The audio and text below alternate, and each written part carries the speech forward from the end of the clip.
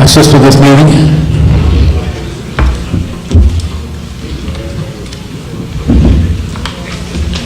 My name is Quentin Blaine. I'm the moderator of the town of Plymouth. First thing I'd like to do is to let you know the results of the town election, which was held on Tuesday. For a select board, the vote was Valerie Scarborough received 277 votes. Write-ins were John Kelly, 2 votes. Paul Phillips, David Thorne Jr., Dick Piper, Mary Crowley, Butch Cushing, Patrice Scott, and John Tucker each received 1 write-in vote apiece. For moderator, Quentin Blaine, 294 votes. The write-ins were Mike Long, Omer Ahern, and John Boyle. Each received 1 vote, along with anyone, whoever that might be. But anyone shows up on just about any of these. Supervisors of the checklist, those were write-ins only. Sandra Hauser received 31 votes. Gusty Berman, 18. John Randlett, 6. And there's a long list of people who received 1 vote each. And I already declared the winners of these elections on Tuesday night. Valerie Scarborough as member of the select board, myself as moderator, Sandra Hauser as supervisor of the checklist. For cemetery trustee, Travis Brunt received 268 votes. Write-ins were Alan McNeil and Mike Ray, each received 1 vote apiece. Trustee of the trust funds, John Randlett, 254 votes. Write-ins were 1 vote each were John Scarborough, Mary Nelson, and Mike Long. Library trustee, Elsa Trammell, 269 votes. Winifred Holt, 262 votes. There were 2 positions open, and Ms. Trammell and Ms. Holt were duly elected to those offices. The write-ins were Patricia Robin, 1 vote, and Mary Nelson, 1 vote.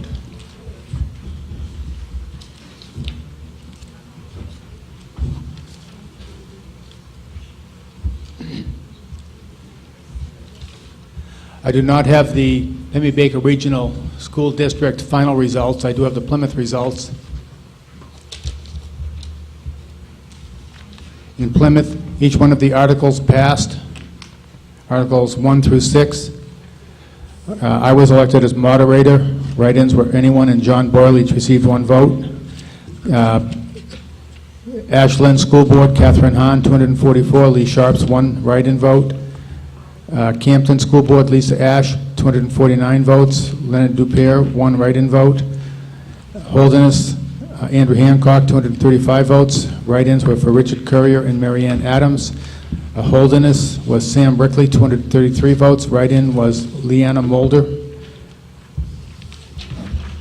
The Plymouth School Board member, Barbara Noyes, 273 votes. Write-ins were Chip Joslin, Joan Randlett, Patricia Robin, Ted Garrity, each received 1 write-in vote.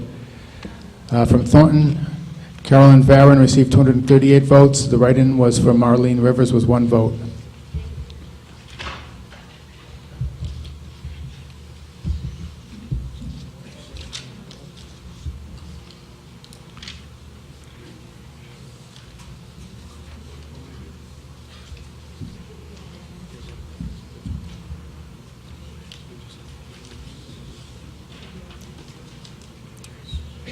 For the Plymouth School District, the results of the voting on Tuesday were moderator, Quentin Blaine, 290 votes. Treasurer, Susan Jane Clay, 288 votes. Write-ins for moderator, anyone, Omer Ahern, John Boyle, each received 1 write-in vote. For treasurer, Kevin Lincoln and Cynthia Downing, each received 1 write-in vote. School District Clerk, Susan Jane Clay, 290 votes. 1 write-in was Sharon Thorne. School Board members, there were 2 seats open. Patricia Berman, 190 votes. Wilma Hyde, 204 votes. Charles Joslin III, 132 votes. I declared the winners for moderator, Susan Jane Clay for treasurer and for district clerk, and for school board members, Patricia Berman and Wilma Hyde. The write-ins for school board were Patricia Robin, Diane Scribner, Mary Nelson, Ellen Malm, and Ted Garrity. Each received 1 write-in vote.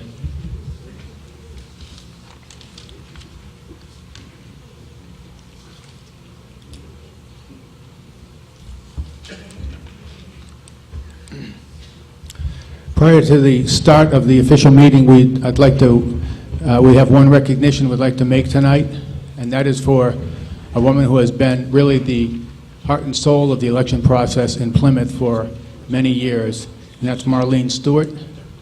Marlene, if you'd come forward, please.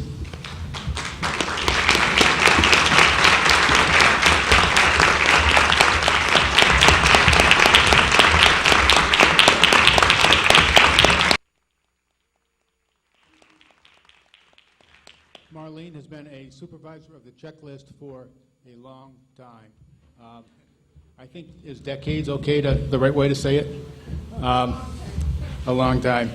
And supervisor of the checklist is sometimes, you don't just have a term, you almost have a sentence. It's a 6-year term, and she's been reelected many times. And the New Hampshire Constitution holds voting in this state to be almost sacred, and Marlene really has followed that in the town of Plymouth. As we have students in this town, there has sometimes been some disagreement as to where students reside to vote. When it was decided that students can choose their school residence for their voting residence, Plymouth, I think, is a model to the rest of the state for accepting that and encouraging people to vote. And if they're qualified to vote, Marlene sees that there are no roadblocks thrown in the way to do that. She really has, when I go to trainings and all on for election officials, Marlene is really, she could be giving all of those trainings. With the depth of her knowledge and the spirit that she brings to that, she's been a credit to the town of Plymouth and really to the process for the state of New Hampshire in seeing that people who are eligible to vote are welcome to vote. So, Marlene, thank you very much for your years of service.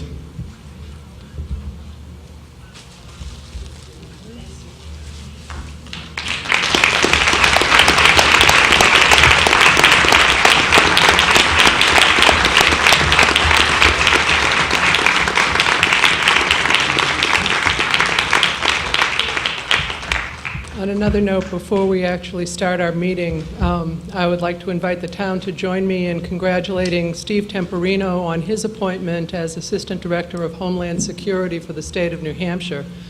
I won't ask Steve to come forward. He received his plaque at a select board meeting recently, but we certainly thank him for his many years of service to the town of Plymouth, starting as a police officer and finishing as our chief.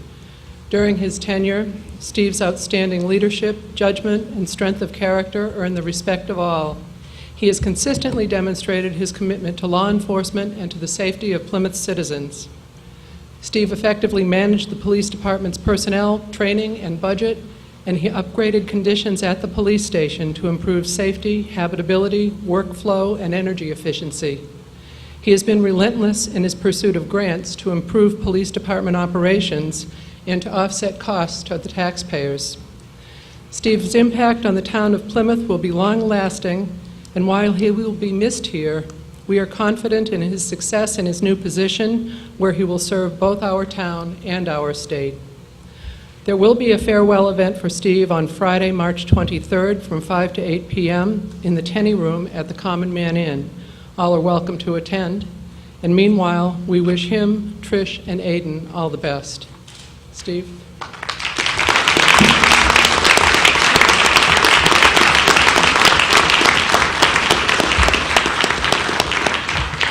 And just a final note, part of Steve Temporino's legacy to the Plymouth Police Department is a well-trained and prepared organization whose members are ready to step up and take charge. Steve Lefebvre is a leader, manager, and law enforcement professional in whom we place our complete trust and confidence. This evening, we welcome him to his first town meeting as Plymouth's police chief.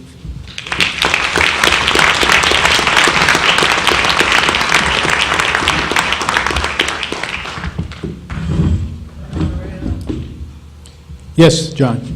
I'm going to do that next.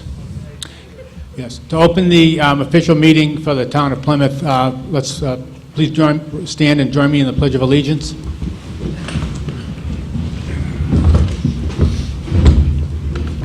I pledge allegiance to the flag of the United States of America and to the republic for which it stands, one nation, under God, indivisible, with liberty and justice for all.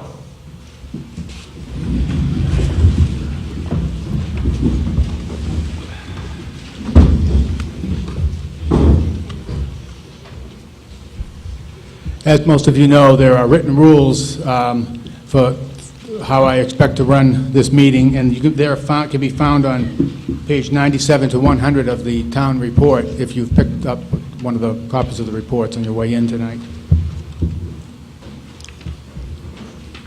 If you're going to speak to the meeting, please use a microphone. There's a microphone right here in front of the stage.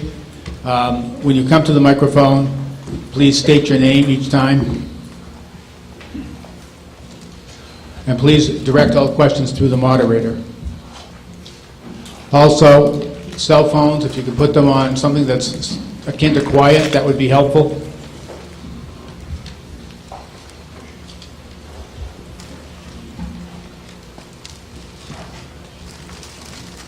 And we'll start the meeting with Article 3.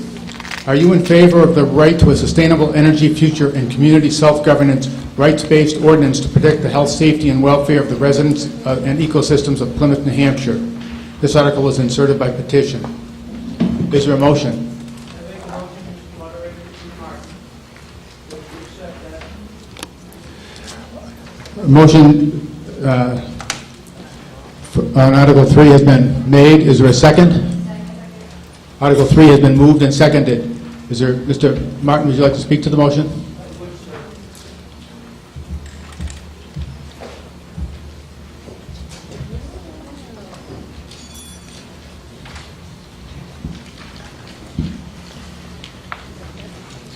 You can turn that right around if you'd like to, and bring it up to a height that works for you as well.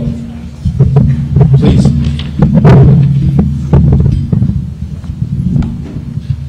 Can everyone hear me?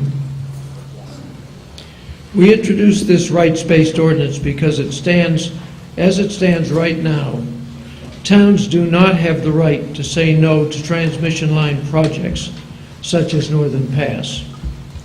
Once a corporate project has state and federal permits, the concerns of the people do not matter. Towns cannot stop or change the project, even if it is harmful to them. Last year, 29 towns along the proposed and alternate routes passed regulatory ordinances opposing Northern Pass. The Northern Pass permitting process continued. All of our petitions, letters, and testimony meant nothing to the permitting process. When the Federal Energy Regulatory Commission, FERC, talks about stakeholders in a project like this, the public and public interests are not even considered. We are not listed as stakeholders.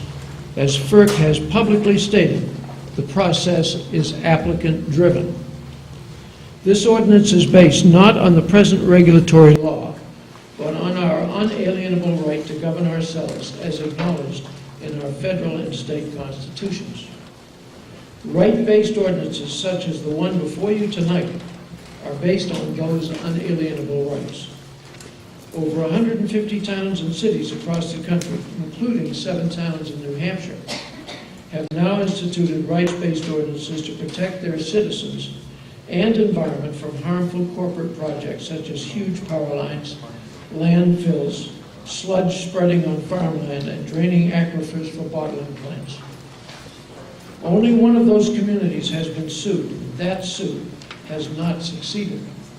On the contrary, every community that tries to stop these kinds of projects using regulatory law has been overridden by their respective state permitting authorities. Passing this ordinance will not restrict in any way the normal activities and economies of our community. Its only function is to protect us from the harmful energy projects like the Northern Pass. And although Plymouth is not directly threatened by the Northern Pass project, many of our neighboring communities would be terribly hurt by it. Sugar Hill and Easton passed rights-based ordinances unanimously at their Tuesday evening town meetings. Hopefully Plymouth will join them. The corporate sponsors of these harmful projects depend on us to ignore the threat to other communities if we ourselves are not in the line of fire. That is how they win, because communities don't stick together and fight as a group. This time we are safe, although we would see the gigantic towers from downtown Plymouth. The next project, and have no doubt about it, there are many more of these projects in the planning stages, may threaten us directly.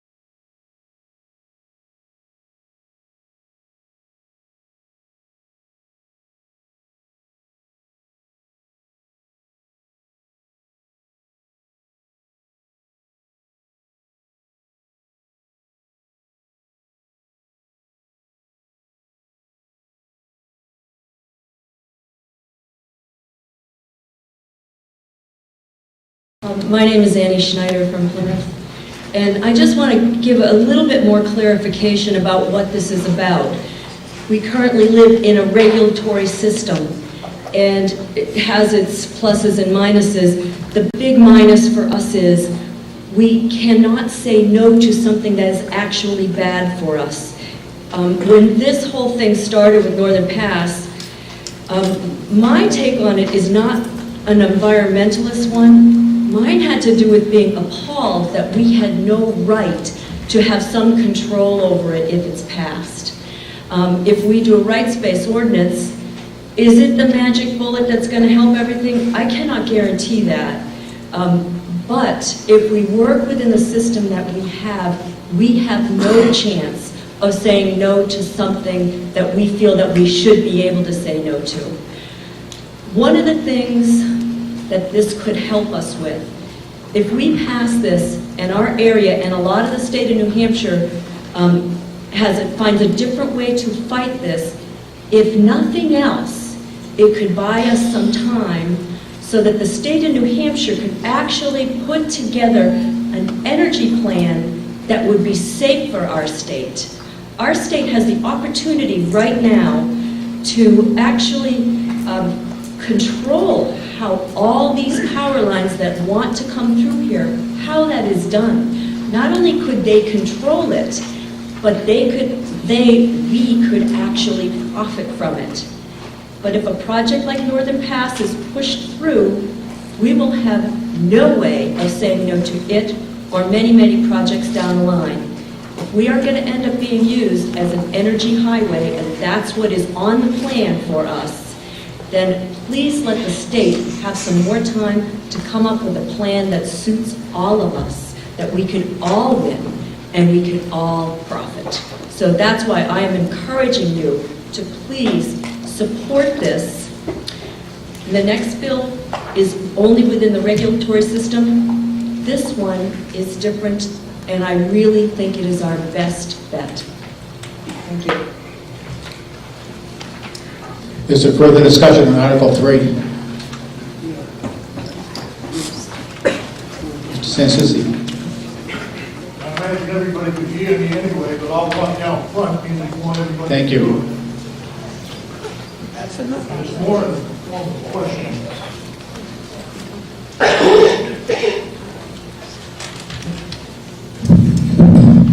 As I read through the Article 3 and Article 4 here, I guess I have a little bit of a concern. I've got two concerns, really.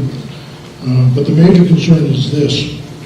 It's my understanding that the governor of the state of New Hampshire has already passed a law that forbids people like Northern Pass or any other utility from taking any land by the right of eminent domain.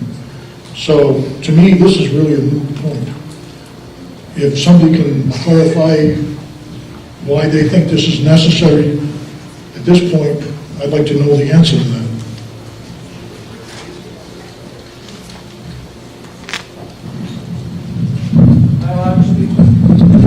Well, for instance, Go to the Mike, Please use the microphone. Everybody should hear this, because I just find it, the two of these could be passed over very easily, and we could get on and do another business that's really important. I don't see this as important because there's already been a law passed.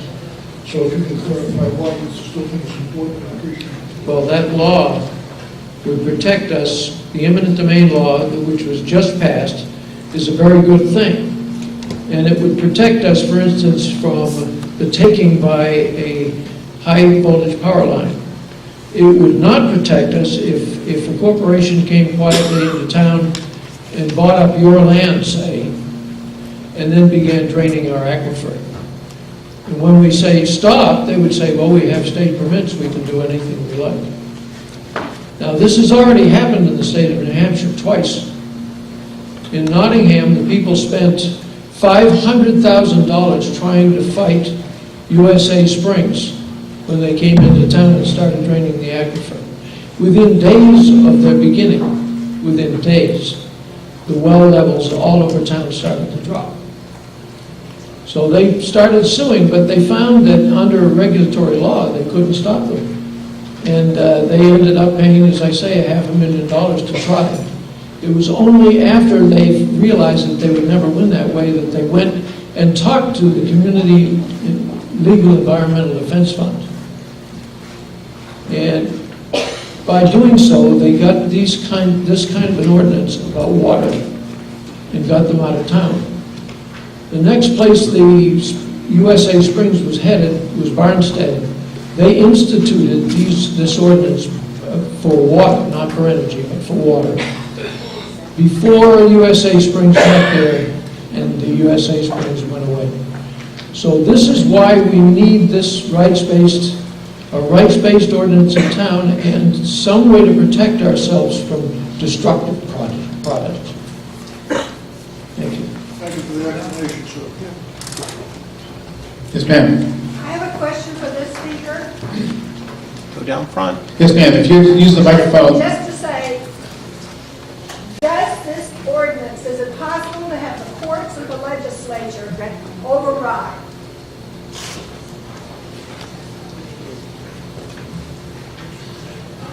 Who was she? Would you like to respond to that? I believe the question was, is it possible to have the courts or legislature override this ordinance? Is that right? Correct, ma'am? Yes. Okay. That's the correct. Well, so far, over 150 towns and cities have instituted this ordinance. None of them have been overridden. On the other hand, those ordinances that have tried to do the same things but done it under regulatory law have all been, any that have been challenged have been overridden by the state permitting authorities. This does not mean none of us can say that it would never be overridden. I have no idea. But so far, it has held up. Further, Mr. Tucker, to come down front. And if you'd like to speak, feel free to come right down front and stand there, and I'll try to recognize you as you're in line.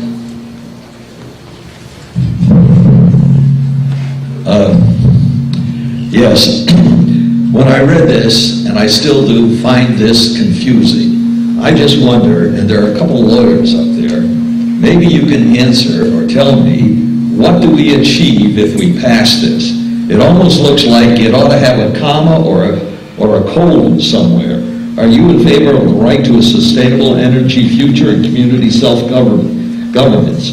Period. Yes, I would say that, but it seems that if you're going to go on, it ought to have a colon or something there. Can someone explain exactly what we achieve by passing this? As it stands now, I don't think we should pass it. I think it's too confusing.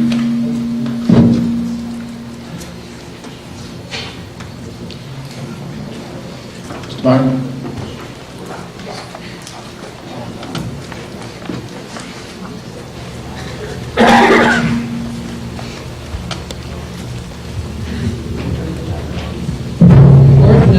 The ordinance is fairly lengthy, and it needs to be, I guess most lawyers would tell you that these kinds of things are not simple.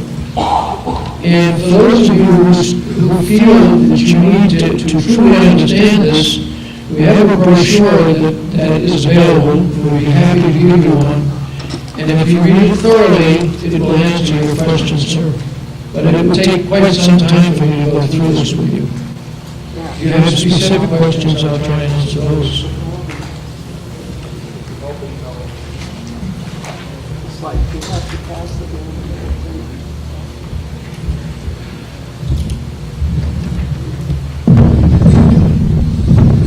My name is Joe Boone. This article, as far as I'm concerned, is crafted by a vested interest group. They have a very biased and prejudicial viewpoint as it relates to the fundamental issue that the underlying article is trying to address. We as a town should not be embracing something of this nature without very thoroughly scrutinizing what its implications may be, both its good virtue and its negative virtue. Typically, when a major concern arises, and I don't deny that the merit of this article does raise legitimate concern, the select board should get a complete written representation of this document. They should review it. They in turn should submit it to our town independent council for its review. And then, and only then, if it is then determined to be meritorious, then put on a future ballot, and on that election occasion, the town as a whole have a basis to vote on the recommendation that the select board forward. Not a select few, as are sitting here this evening, to make this determination for the greater town. This is a very minimal turnout for a town meeting, and this number of people should not be making a larger decision that the town as a whole should have the opportunity to vote on in a secret ballot. Attorney Radigan. Attorney Radigan is not a resident of the town of Plymouth, but he does provide legal advice to the select board and other boards in the town, and he would like to speak to the body on this. And so I'm going to let him speak unless there's somebody wants to overrule that position. Yes.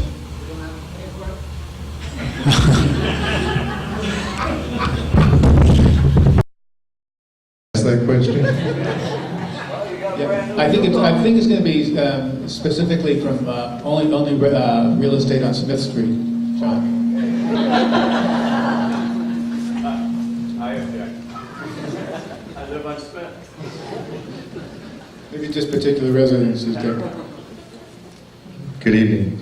My name is John Radigan. I provide legal counsel to the town. The Board of Selectmen asked me to come up here this evening to address Article 3 and 4.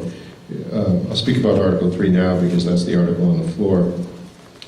If you read through the article, at the conclusion it talks about the article was inserted by petition, and then it says in parentheses it's advisory only. And I think really that needs to be the focus of your consideration this evening. It's advisory only. There's a way in which ordinances are presented to town meeting. You have to put the full text of the ordinance in before the meeting so that people can be warned or noticed when they get a copy of the posted warrant what's going to be discussed. So you're on notice this evening of only the detail that's in Article 3. This doesn't set forth in ordinance format any type of legislation that you can adopt, so that's why it's advisory only. I would say this is kind of akin to the questions I used to see when I was young at town meeting. It's, are you in favor of the Vietnam War or not? And so I think articles that are advisory can present important information to policymakers, and they can give a sentiment of how the board might feel about a particular issue. But as far as this meeting here today having any authority to legislate on this, there's no authority to legislate.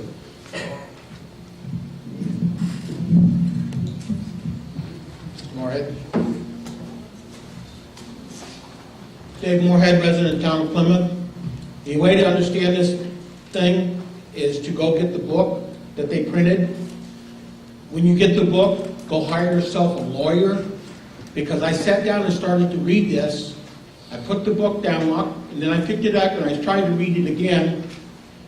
And during the water department hearing, we had a thing that was read to us, and I had to say, can somebody translate it into English? Because I just didn't understand what the hell they were saying.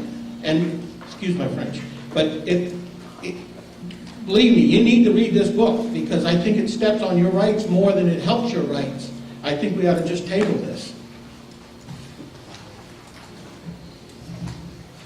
Smart.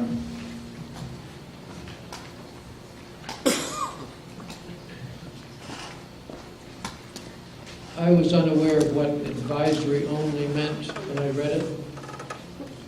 And I was not cautioned that that's basically meant that was all it was.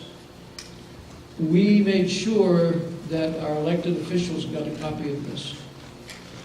And I would like to correct something that was just stated. And that is that this is some sort of an agenda. This article here is based on your constitutional rights as citizens of the United States, your unalienable rights to govern yourself. That's the first article in your state constitution, that you have the right to govern yourselves. So it is incomprehensible to me how we can be accused of being part of some sort of an agenda, international conspiracy or whatever, when we are basing this on your constitutional rights to govern yourselves and to control your destiny. Thank you. Move the question.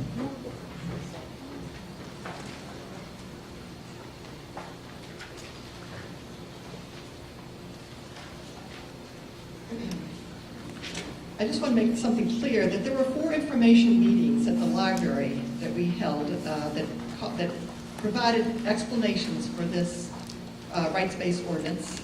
We put something on the community television station. We wrote 2 long editorials. We appeared before the select board 3 different times, as well as the energy committee.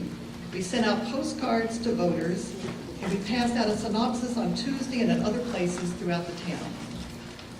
We didn't know about there was an ordinance explanation meeting. We weren't aware of it, but we would have been there for that also.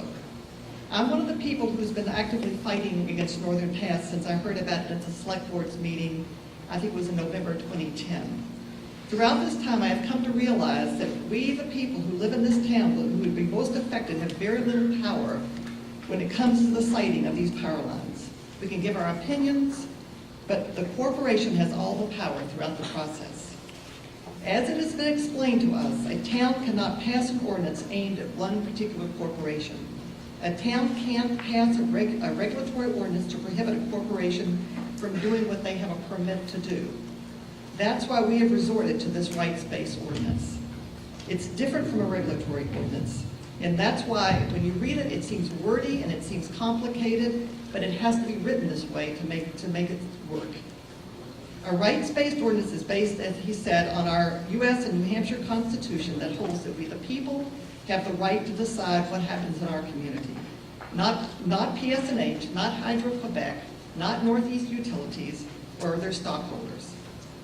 This ordinance was written with the assistance of a lawyer at CELDF. This ordinance has been passed in not this ordinance, but rights-based ordinances have been passed in 157 towns in the United States, helping people stop all sorts of harmful environmental projects. It in no way prohibits anyone from the future development of business projects in Plymouth. For instance, if a Lowe's or a Home Depot wanted to come to town, or any other box store, as long as they have their permits, they can do that. New homes could be built, a new gas station could be built, People could burn wood, could cut wood, all the sorts of things they've always done. This ordinance protects us immediately from Northern Pass and any other new outside energy corporation that is considered harmful to Plymouth. It affects nothing else in Plymouth. We already have an energy committee in this town that's made up of Plymouth residents. That committee, in conjunction with our citizens and the best interests of our citizens, would begin to work at this time, if this is passed, towards a sustainable energy future for Plymouth. Easton and Sugar Hill are on the proposed route for Northern Pass, and they have passed their rights-based ordinance unanimously. We have found that you can't be passive when you fight a corporation as big as Northern Pass. We have to be proactive, and we have to pass this ordinance. One final thought is that I went to a movie last night at the Flying Monkey, which was about Hydro-Quebec.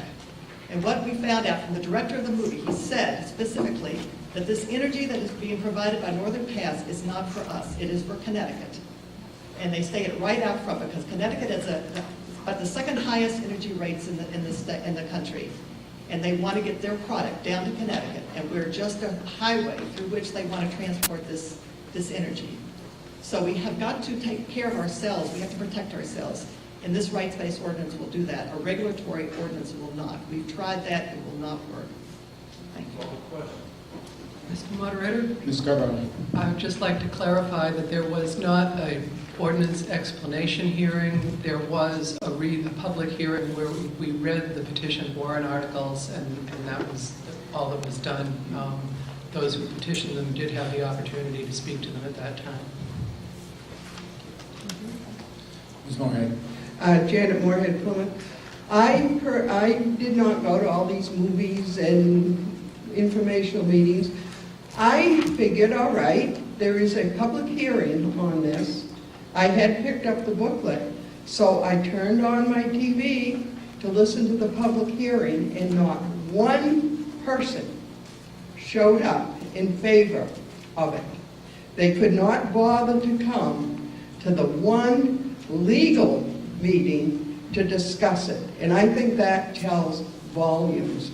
If anything is going to be done, it should be done through our regular planning board process or our zoning ordinance, not in this way. Thank you. Move the question. Second. There's a motion to call the question. All those in favor of calling the question. What calling the question will do, will cut off debate,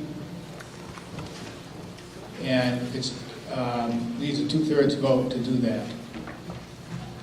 So if you want to end debate on Article 3, you would vote in the affirmative. If you wanted to allow the discussion to continue, you would vote against this motion.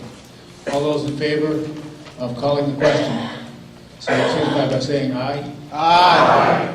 Opposed? Nay? Nay. Motion passes. Which brings us to the article. And I'm not going to reread it. I do have a written request for a ballot vote on warrant articles number 3 and 4. Frank, I'm going to allow this only on Article 3 because I do require one for each separate article. So I'll get the first article you have on here. And so we will use, and I've been told this is yellow ballot.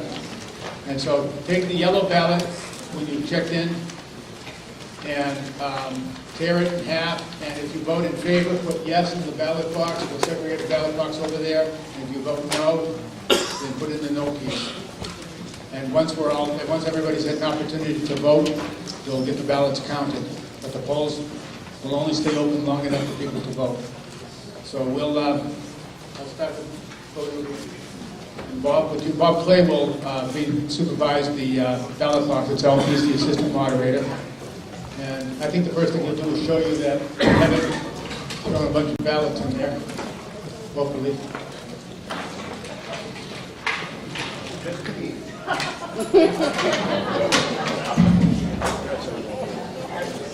Two tongues. I don't know what something is. That's when they had to count all the ballots by hand. I guess they used to stash them in there. Always needed at the end of a long election day. Okay, the polls are open, and Anybody wishing to cast their ballot? See? Please do so now.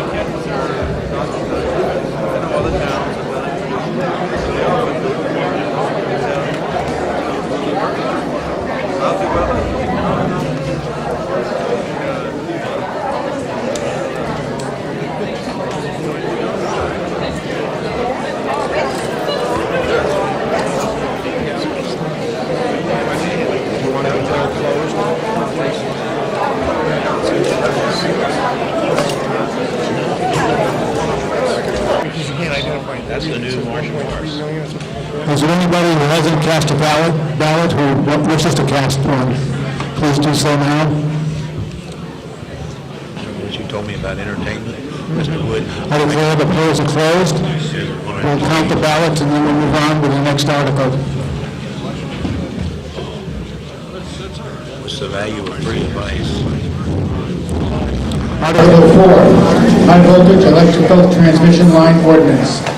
Other than high voltage electrical transmission lines in existence as of the effective date of this ordinance, there shall be no further overhead development of alternating current or direct current high voltage transmission lines within the borders of the town of Plymouth. All such future electrical transmission lines must be placed underground within power line rights-of-way or within yet-to-be established power line corridors and installed in a manner approved by the State of New Hampshire's Public Utility Commission and/or Department of Transportation. Distribution lines carrying electrical power and other utility lines, such as telephone and cable television for local residential or commercial use, may continue to be installed above ground, but undergrounding of such lines is strongly recommended and encouraged. This ordinance shall take effect immediately upon its passage. This article was inserted by petition. Mr. Moderator, I make a motion we indefinitely table this. Second.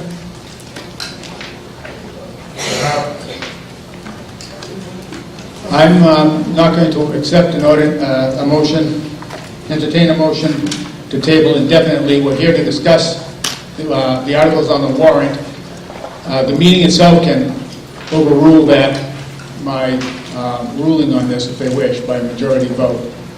But so I will not entertain a motion to table indefinitely. Mr. I'd like to make a Ahern. motion, we table this until the ballot count on the last article is confirmed. Is there a second to Mr. Ahern's motion? Second. Okay, the motion before the meeting is to table Article 4 until ballots on Article 3 have been counted. All those in favor of that motion signify by saying aye. Aye. Opposed? No. The motion passes. So we can take up Article 5 at this time. To see if the town will vote in favor of adopting an amendment to the Town of Plymouth ordinances as proposed by the Plymouth Select Board to address what is commonly referred to as happy hour alcohol advertising. The proposed ordinance reads as follows. As authorized by New Hampshire RSA 179:31, Roman numeral 11-A, and in order to protect the health, safety, and welfare of the citizens of the Town of Plymouth and all others entering the town, no business, commercial enterprise, on-premise licensee, person, or any other entity shall place or display or allow to be placed anywhere within the Town of Plymouth any exterior signs or signs in view of any public way which promote the sale of liquor or beverages at reduced prices by an on-premises licensee. Is there a motion? I move that the article be approved as written. Second. Article 5 has been moved and seconded. Is there discussion?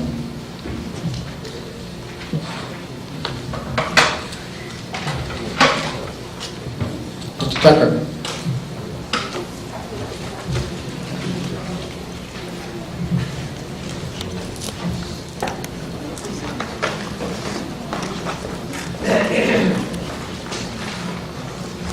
I just wonder, if the sale of alcoholic beverages is legal, why would it then, how could you then make it illegal for someone to advertise selling illegal beverages? I mean, aren't we trying to dictate how they advertise? Don't they have a right to advertise as they see fit? I'm not sure. It almost seems like a freedom of speech item, that they can't advertise for their business. And it's not the sign that says happy hour is coming. That's a threat to safety or anything in town. It's the people who overindulge and cause the problem. The businesses are already responsible for not serving anyone who's already drunk or minors and so forth and so on. I'm just not sure we should add another regulation to it. Mr. Radigan? Once again, Mr. Radigan is not a resident of the Town of Plymouth, but he is the attorney for the town. Up until last year, the state of New Hampshire used to prohibit the advertising of happy hour discounted liquor sales in all communities in New Hampshire. In the last legislative session, they repealed that, and they allowed municipalities to have the authority for the first time to adopt local legislation that would regulate this. So unless a municipality decides to adopt local regulation, happy hour advertising is permitted in your community. So this is an ordinance by the selectmen to, in effect, restore what used to be the law in New Hampshire, that there is no happy hour advertising in the Town of Plymouth. Is there further discussion on Article 5? Mr. Moderator. Yes. Mr. McCarthy. Murphy. Thank you. Brian Murphy. What Mr. Radigan said was correct. Basically, this is almost a mirror of the rights-based stuff, in that the state, in its wisdom, said everybody can do it now.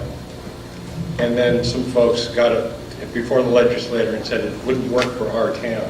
So they enabled an opt-out procedure, which they allow here. As with anything in state law, or the great majority of it, we are always free to make more strict regulations to serve our community than what is presented broadly to the state itself. And so with that, and considering the population of Plymouth, not all of whom are voters here tonight, the Board of Selectmen have decided that this is something that we would like to retain the flavor that we have at present. That's it.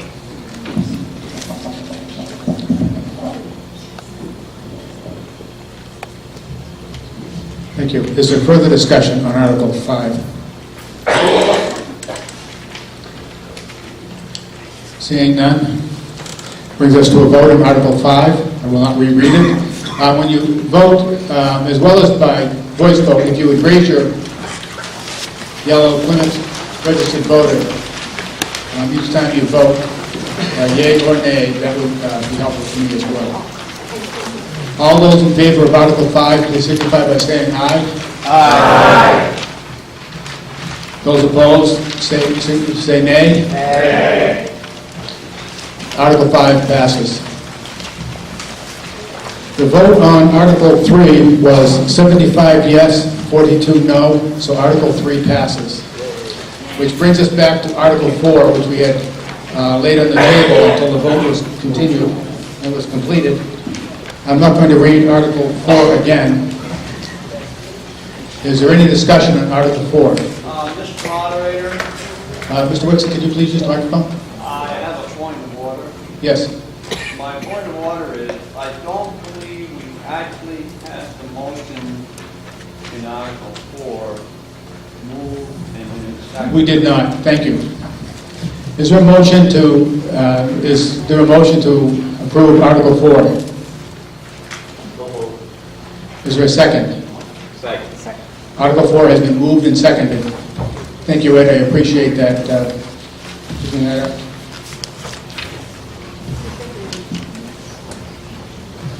Is there discussion on Article 4?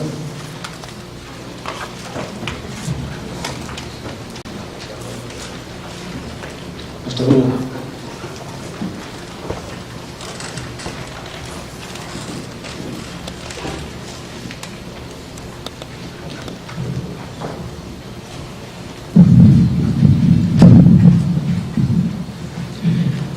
This Northern Pass issue has been a very emotional issue in this state and driven by and large by the impacts that it was felt was going to damage the North Country region. The realities of our Northeast region as it relates to power is that we have a shortfall in power versus demand. There's no way of evading that fundamental fact.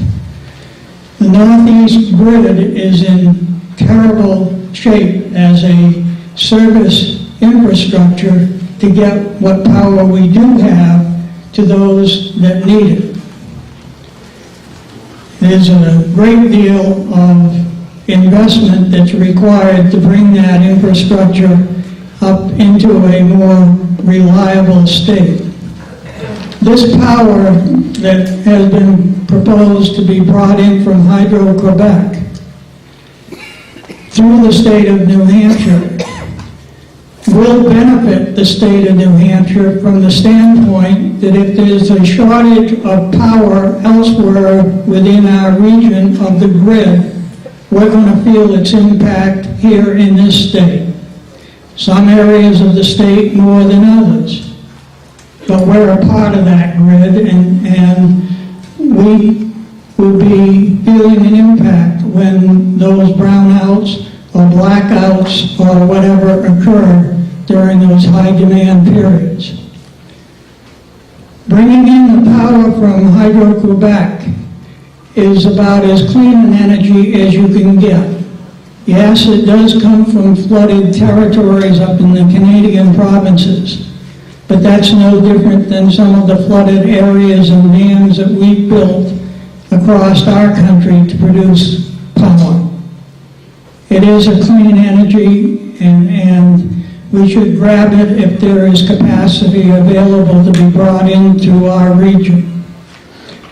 the issue of the corridor is kind of amusing to me from the standpoint that the public utility is going to take, to the extent that it can, the least cost route to bring the power into the state.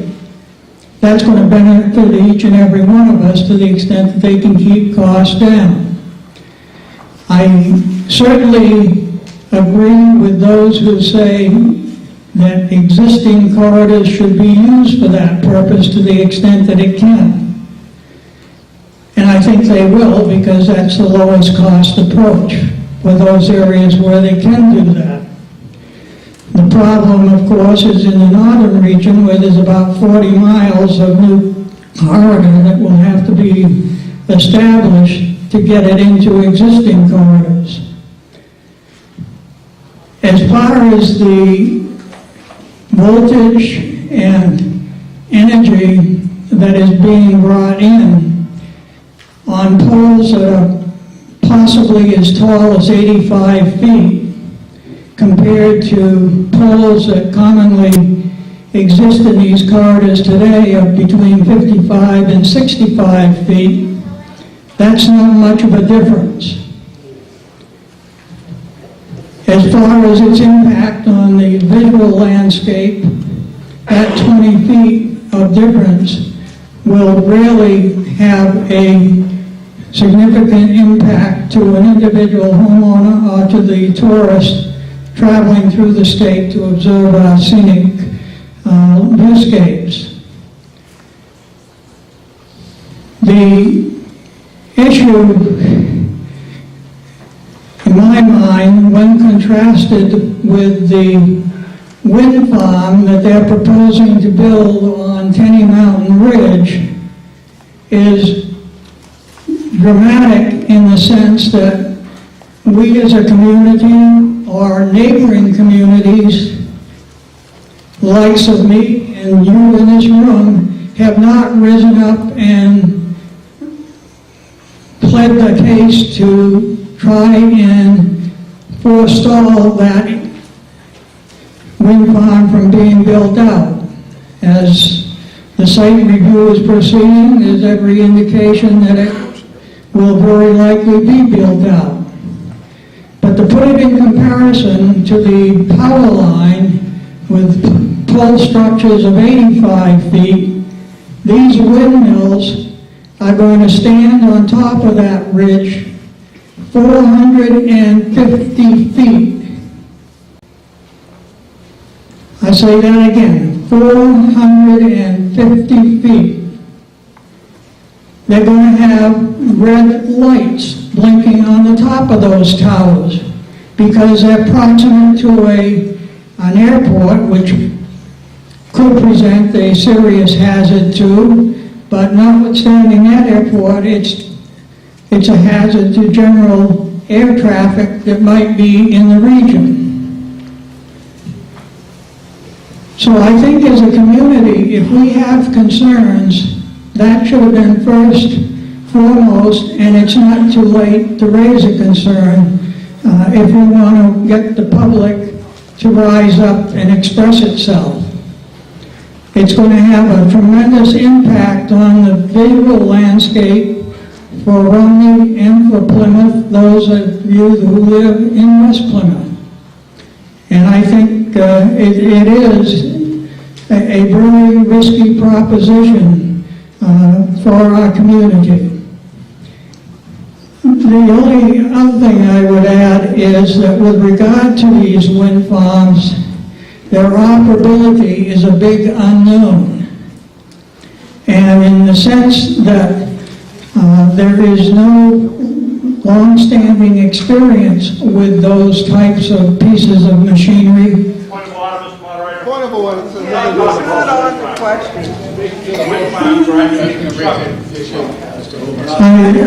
I agree, I'm getting off on a comparative issue. So coming back to the power line transmission, I'll say again, I think that we need the power, we need it in the state, we may need it locally, and the region as a whole can benefit greatly by it, and for me, it's a very big opportunity that we should seize upon. Mr. Moderator, can you turn it down just a little? It's really, really loud. If somebody's controlling the volume of the program, could you turn it down a little bit? I don't know if anyone...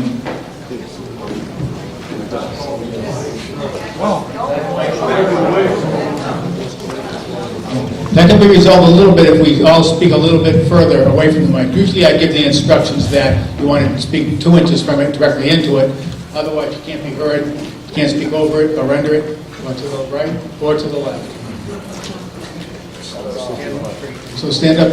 If I stand up, So- I'm not even close to them. Not everybody can hear me anyway. I'd like to, having observed what's going on with this Northern Pass, I'd like to make kind of 3 corrections to what the previous speaker had said.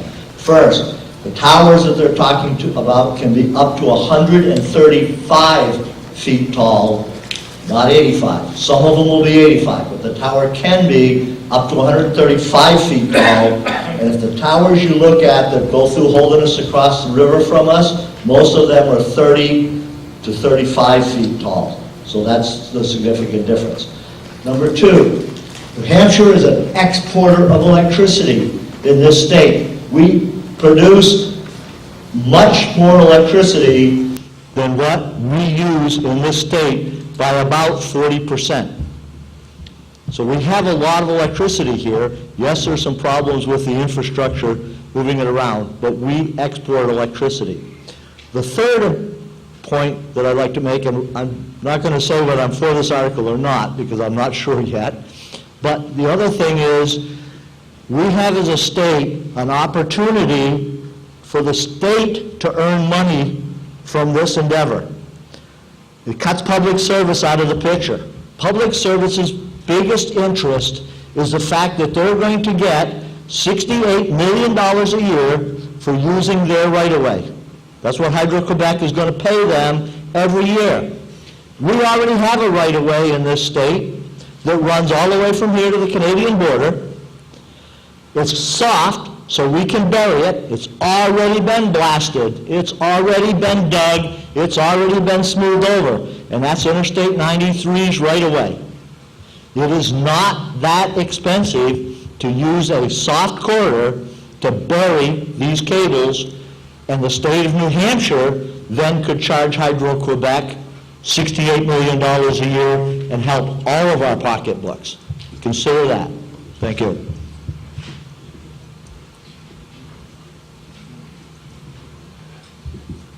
I'd like to speak next, Mr. Attorney Raggett again.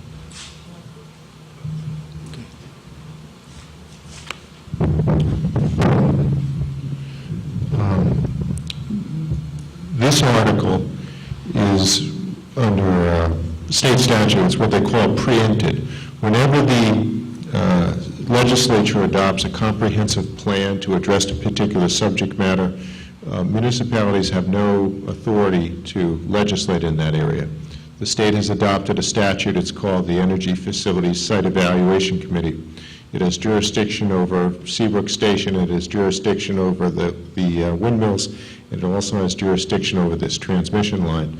So there is no authority by this town meeting to adopt this regulation, which would seek to direct how the transmission lines are to be constructed and how they're to be governed. Just as with the last warrant article, the discussion about this warrant article and the voting on this warrant article can present to the public and can be a presentation by town meeting of how people feel about this. But as far as it having any effect, whether the zoning board or the planning board could require the Hydro-Quebec or TransCanada to come in with an application before those boards, there would be no authority to do that. So this board can't legislate on this issue, but you can send an important policy message on this issue if you choose to with your vote.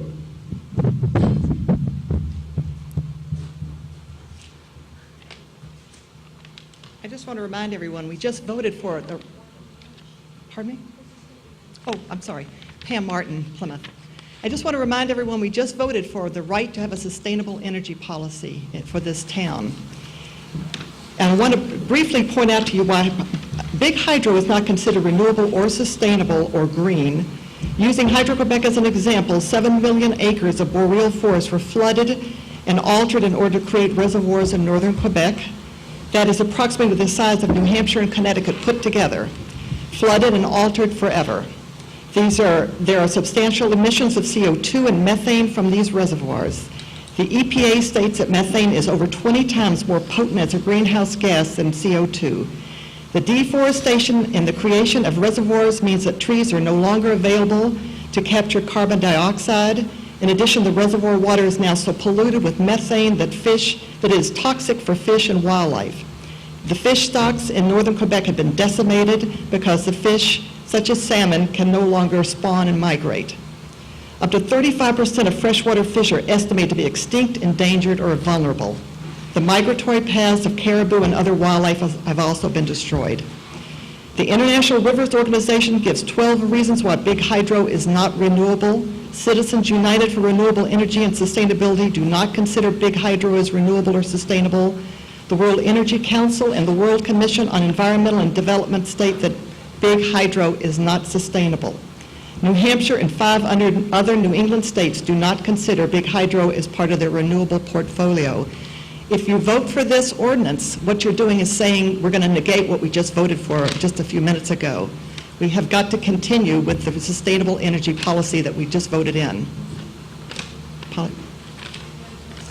This ordinance is asking to bury an unsustainable energy. This is what I just explained, that it's unsustainable.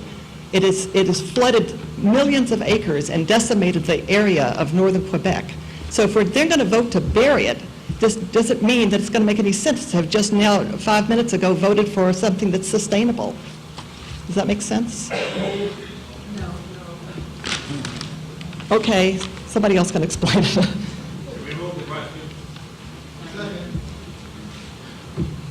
All those in favor of ending debate on Article 4?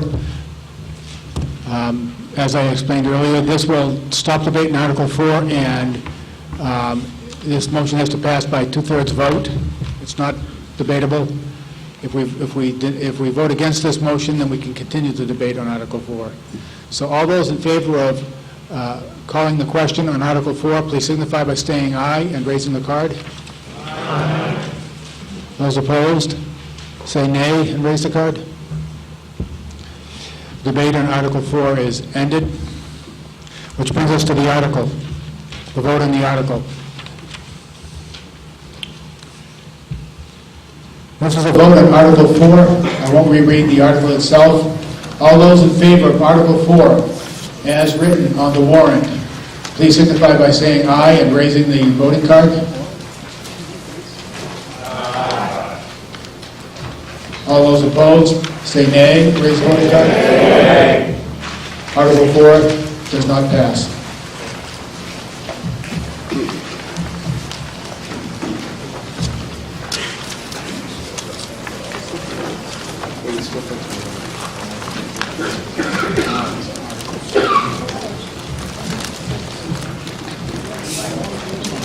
Which brings us to Article 6. Article 6 is to see if the town will vote to raise and appropriate the sum of $1,449,174 for FY 12-13 general governmental expenses as follows. Salaries, fees, and expenses, Selectmen's Office, $384,360. Election registration vital statistics, Town Clerk's Office, $149,385. Financial administration, $206,528. Reappraisal of property, $64,410. Contract services, legal and other, $111,910. Personnel administration, $3,500. Planning and zoning, $122,984. Land use enforcement, $81,534. General government buildings, $48,000. Cemeteries, $43,347. Miscellaneous insurance, workers' comp, liability, and unemployment, $159,904. Emergency management, $10,000. Care of trees, $2,000. Debt service SRF, landfill closure, $60,312. Education and training expense, $1,000. Is there a motion on Article 6? Mr. Moderator, I move that Article 6 be approved as written. Is there a second? Point of order, didn't finish the article. I'm sorry. Thank you. The rest of the article reads, this amount to be offset in the amount of $6,000 from the Side Parade Fund and $6,000 in perpetual care funds for a total offset of $12,000. Now, is that the article that you moved? Again, Mr. Moderator, I recommend... Is there a second on that full article? You see, folks, I need all the help I can, so I can get. So chime in. Is there a second? Second. Article 6 in its entirety has been moved and seconded. Is there discussion on Article 6?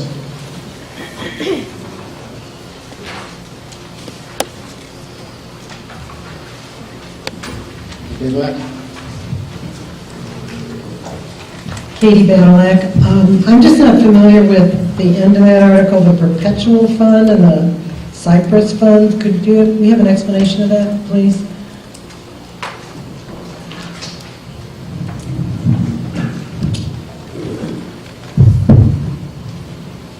Mr. Freitas?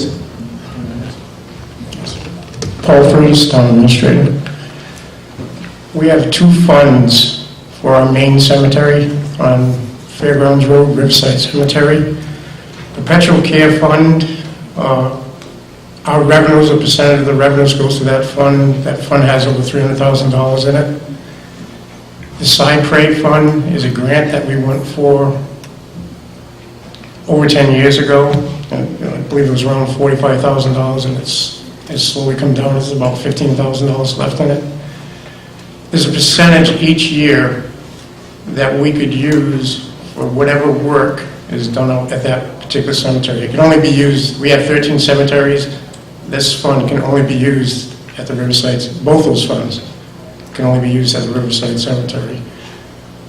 The eligible amount is usually between $22,000 to $35,000 each year.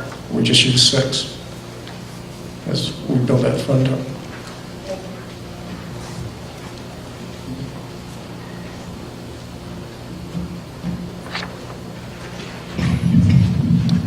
This may not be the most appropriate time to say this, but I'd just like to thank each and every one of the town officials and employees for the work that you do, and really appreciate you are a fine group of individuals, and I really appreciate your dedication to the town. Thank you.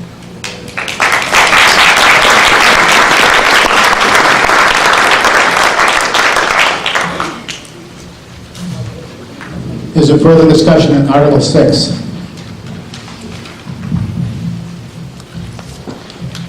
Which brings us to a vote. All those in favor of Article 6, please say aye and raise your voter card. Aye. All those opposed, please say nay and raise the voter card. Article 6 passes.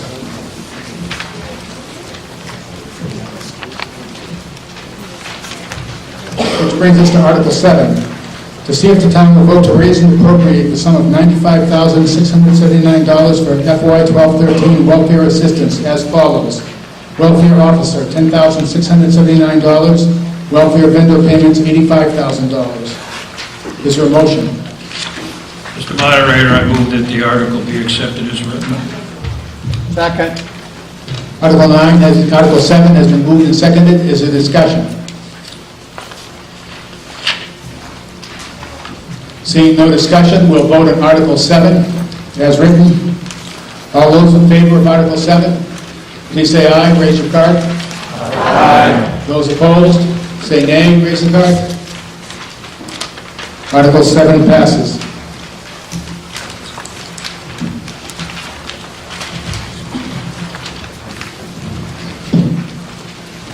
Article 8, collective bargaining agreement. To see if the town will vote and approve the cost items included in the collective bargaining agreement reached between the Board of Selectmen and AFSME, Council 93, which calls for the following estimated increases in salaries at the current staffing level for police and fire employees. Fiscal year 2013, estimated increase, police, $9,454.02, fire, $6,049.89, total estimated increase, $15,503.91. Fiscal year 2014, estimated increase, police, $12,053.87, fire, $7,713.61, total estimated increase, $19,767.48. Fiscal year 2015, estimated increase, police, $14,826.26, fire, $9,487.74, total estimated increase, $24,314. The amount of $15,504 for the 2012-2013 fiscal year represents the additional cost attributable to the increases in salaries required by the new agreement over that of appropriation at current staffing levels paid in the prior fiscal year, and is included in Articles 9 and 10. Is there a motion on Article 8? Mr. Moderator, I move that the article be approved as written. Second. Article 8 has been moved and seconded. Is there discussion on Article 8? Seeing no discussion, that brings us to a vote. I have... Wait, Mr. Moderator. I'm sorry.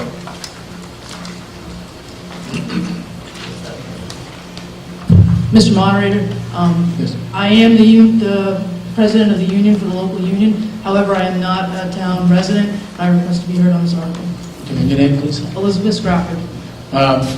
Officer Stratford is not a resident of the town of Plymouth, but she is the representative of the police department in regard to the collective bargaining agreement, and I will let her speak unless there's a motion otherwise,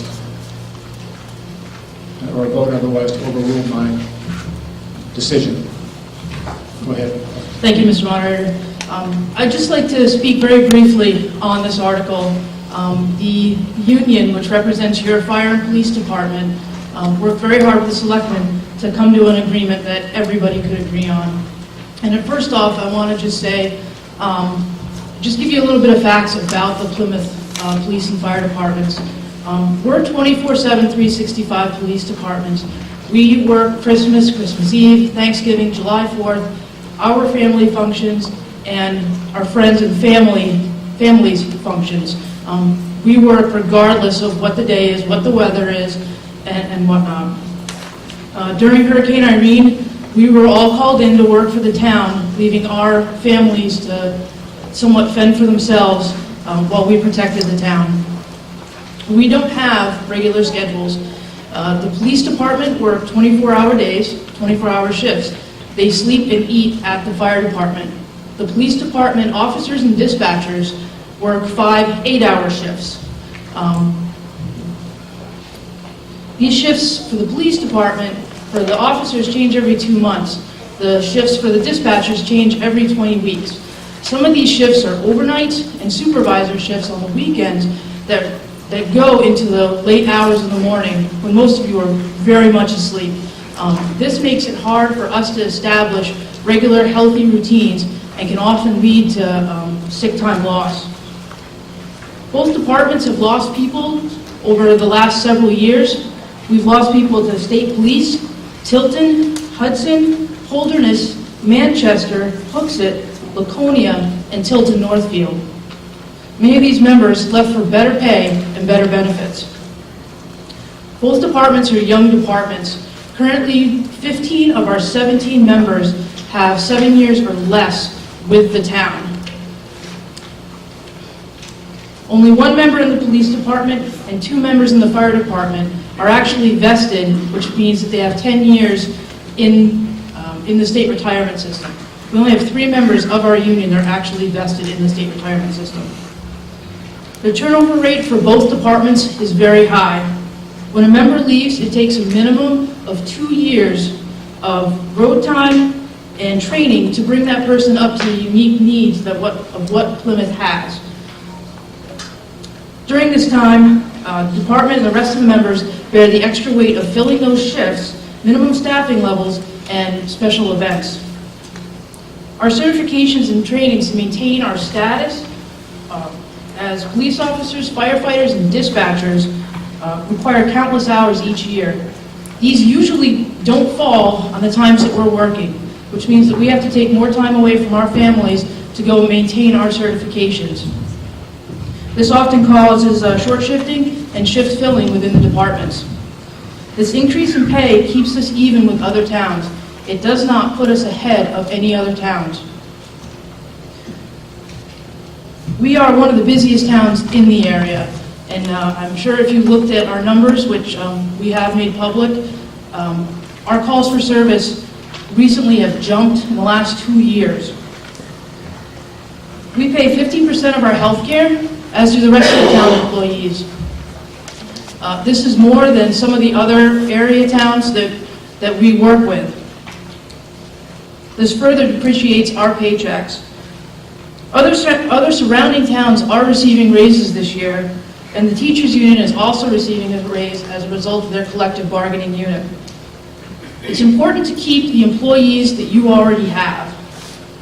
Plymouth has a unique makeup of full-time residents, full-time students and part-time students, and a transient population. All of these groups of people require or have different demands of the departments. Your police and fire departments are familiar with those demands and keep up with those to serve the population. These members are also invested in the community as a whole. We take part in Old Home Day, the duck races, Memorial Day and Veterans Day parades, Girl Scout and Boy Scout troops, Plymouth Youth softball, the Chad hockey game, and other community events.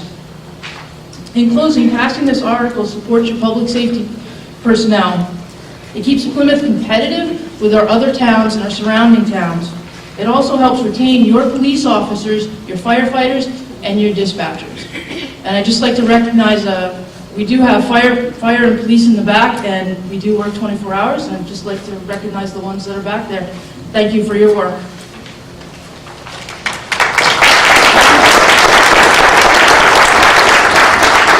Is there further discussion on Article 8?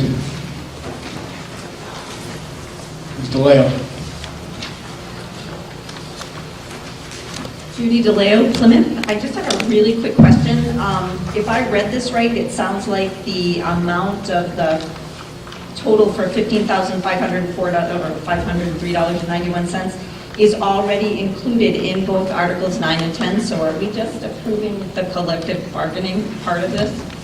This article does just pertain to the collective bargaining piece.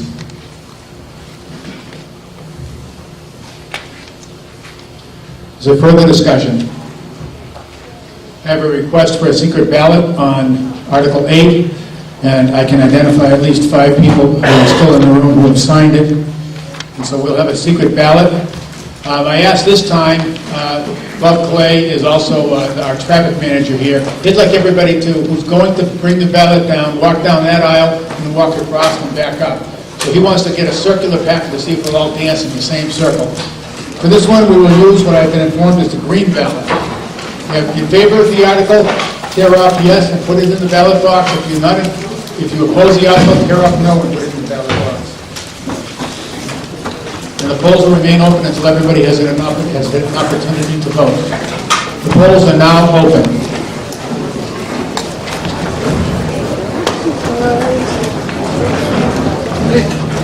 I know.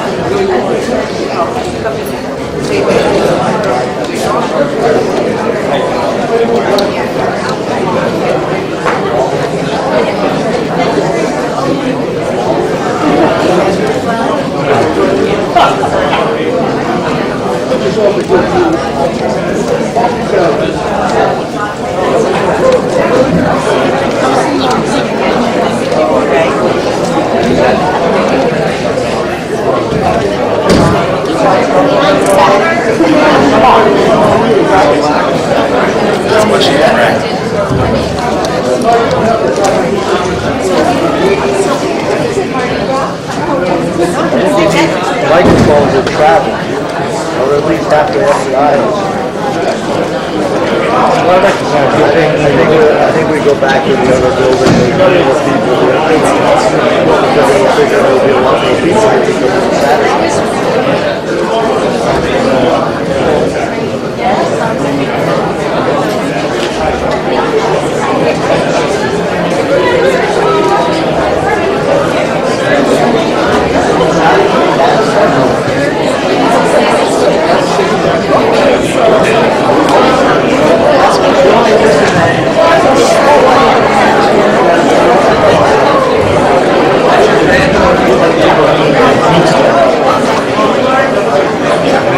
Probably lost in space.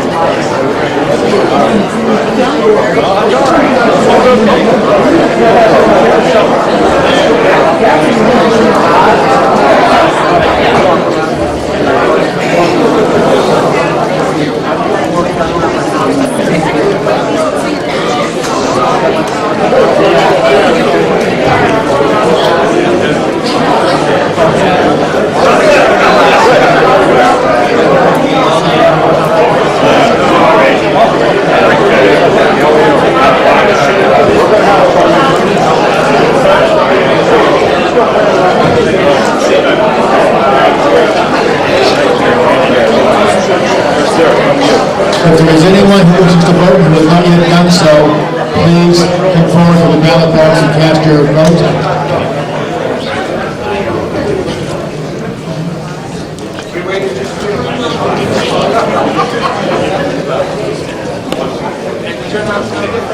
Is there anyone left who wishes to vote? I hereby declare the polls are closed for Article 8. And the ballots will now be counted by Mr. Clay and the supervisors of the checklist.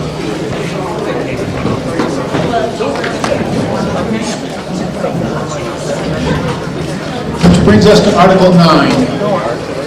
Article 9. Mr. Moderator, before we go on, I request we restrict reconsideration of Articles 3 through 7. Second. There's a motion to restrict reconsideration of Articles 3 through 7. That means that if there is a motion to reconsider any article, it will not be reconsidered tonight. It will be reconsidered at a meeting to be held not less than 7 days from today. So there's a motion to restrict reconsideration of Articles 3 through 7. And it's been moved and seconded. All those in favor signify by saying aye. And aye. All those opposed, nay. Articles 3 through 7 are restricted from reconsideration tonight.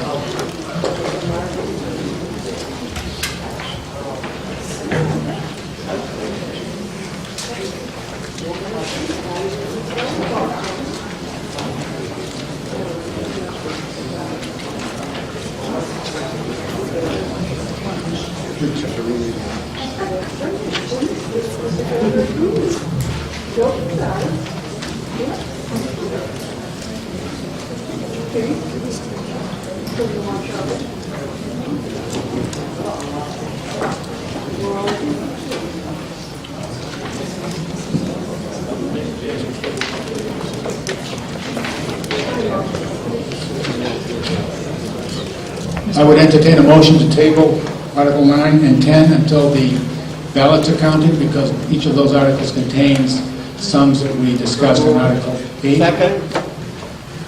It was moved and seconded. I didn't move it, because I can't move it. I did. He did. Mr. Kent moved it, okay. It's been moved and seconded that we not pass over Articles 9 and 10 until the ballots for Article 8 have been counted. Which brings us to Article 11. To see if the town will vote to raise and appropriate the sum of $400,176 for FY12. Point of order, Mr. Moderator. Do we need to vote on that motion? Oh, yes, good point. All those in favor of passing over Articles 9 and 10? Those opposed? I have the results, Mr. Moderator. Oh, we don't Wait 1 second. Forget it. Forget it. Just tell me that. We're going to go on to Article 11. To see if the town will vote to raise and appropriate the sum of $400,176 for FY 12-13 for sanitation as follows. Recycling solid waste disposal, $396,876. Penny Baker Solid Waste District dues, $3,300. Is there a motion? Mr. Moderator, I move that Article 11 be approved as written. Second. Article 11 has been moved and seconded. Is there any discussion on Article 11? Which brings us to a vote. All those in favor of Article 11? Mr. Moderator, there was a question. Was the question? Mr. Tucker?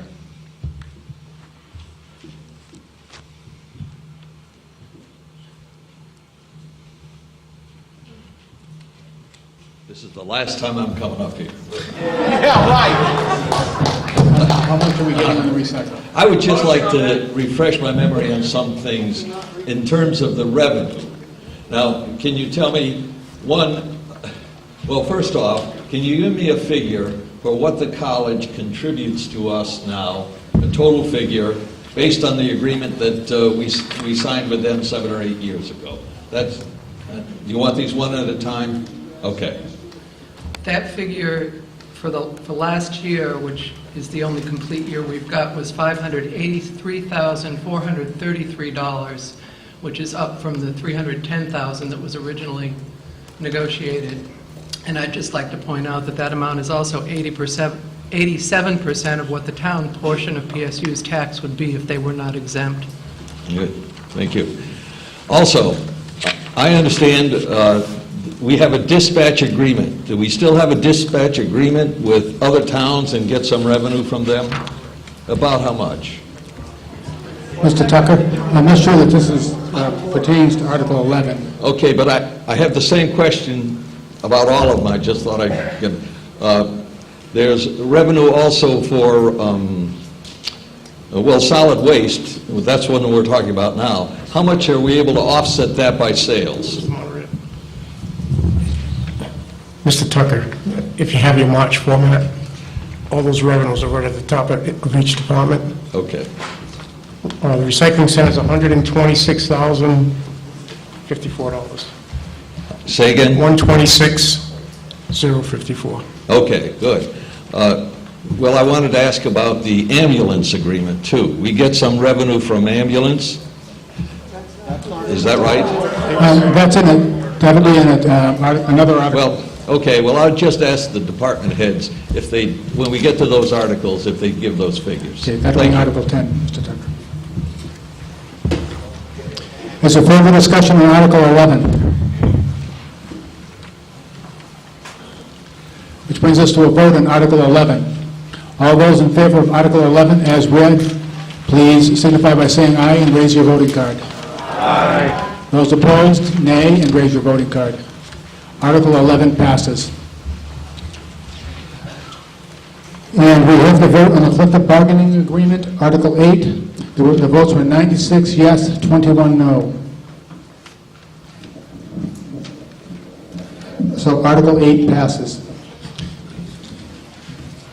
Which brings us to Article 9. To see if the town will vote to raise and appropriate the sum of $1,541,888 for FY 12-13 public safety, police and parking as follows. Police Department, $1,112,855. Parking, $72,064. Dispatch, $356,969. This amount to be offset in the amount of $72,064 from the parking fund. Is there a motion on Article 9? Mr. Moderator, I move Article 12 as 9. Article 9 has been moved. Is there a second? Second. Article 9 has been moved and seconded. Is there discussion? Seeing no discussion, it brings us to a vote on Article 9. All those in favor of Article 9, please signify by saying aye and raising the voting card. Aye. All those opposed, nay, and raise the voting card. Article 9 passes.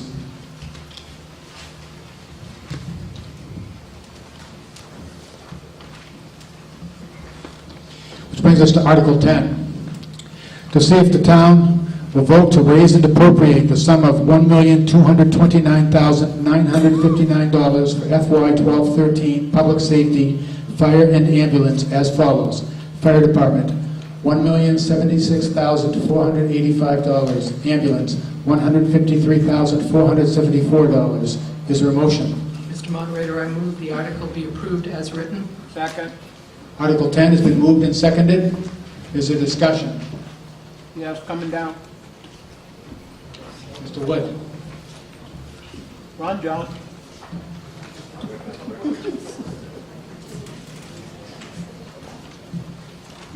This is not being critical. It might be stupid, but it's not critical. Are we being compensated for firemen or policemen being at the hockey rink in Holderness, or are we just covering for them as a favor, or what the heck is going on there?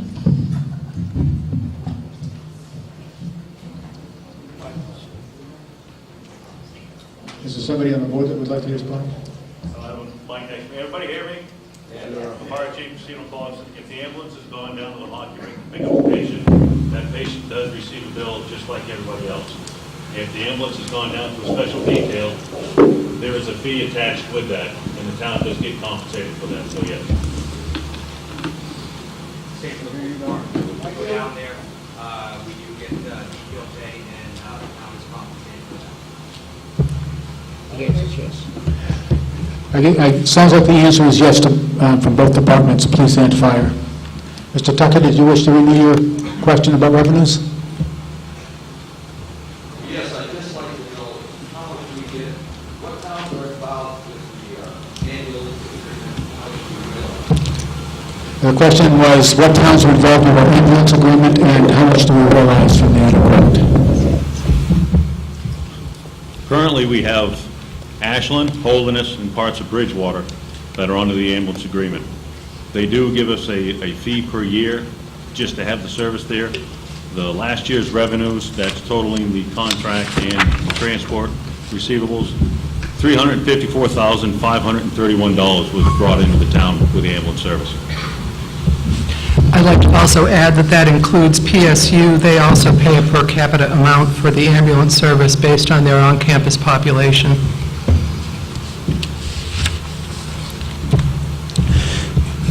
Is there further discussion on Article 10?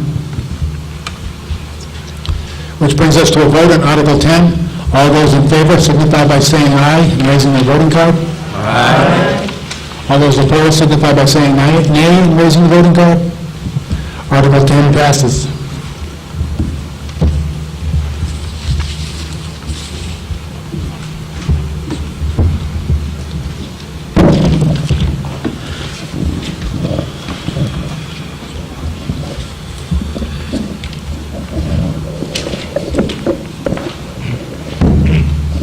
Which brings us to Article 12.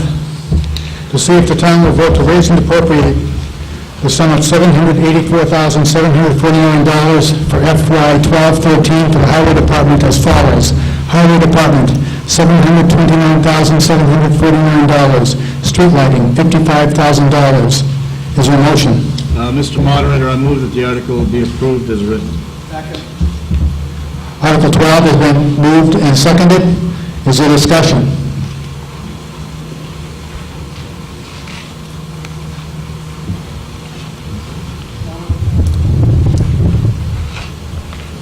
Ms. Badalek. Katie Badalek. I just have a question about the street lighting. I wonder what kind of plan we have for energy efficient lighting for the streets.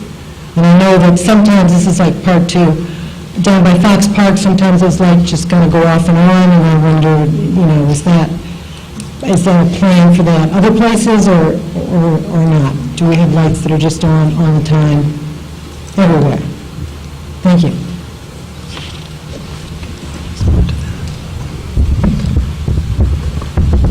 To respond to that, the Energy Commission has done an extensive study of street lighting in the town of Plymouth, which they have presented to the Select Board, and we have that under consideration now, but that includes provisions that have potential to save us significant money on street lighting costs.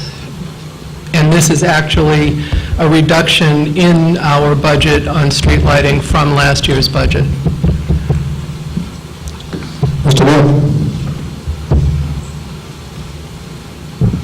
Something must be wrong, everybody's smiling at that table.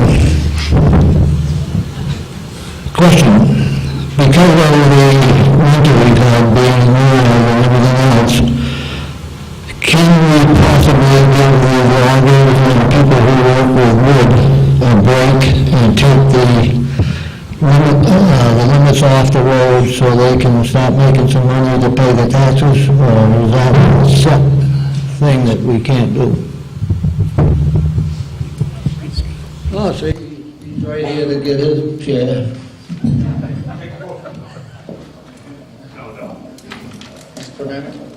At the moment, some of our roads are actually muddy, so for us to remove the bans on the roads would be detrimental to the condition of the roads. Typically, it's been March 1 to May 1, and if it does, the roads do dry out earlier than May 1, we do remove them earlier. You can remove it. But not at this time. No, I know, not at this time, but I'm saying, if we get all the sun and everything, it's gonna, that will be taken into consideration. It always is, Charlie. Okay, thank you. Most of the loggers actually listen to our requests for them not to drive on the roads, so Yeah. they do respect those signs tremendously. Yeah.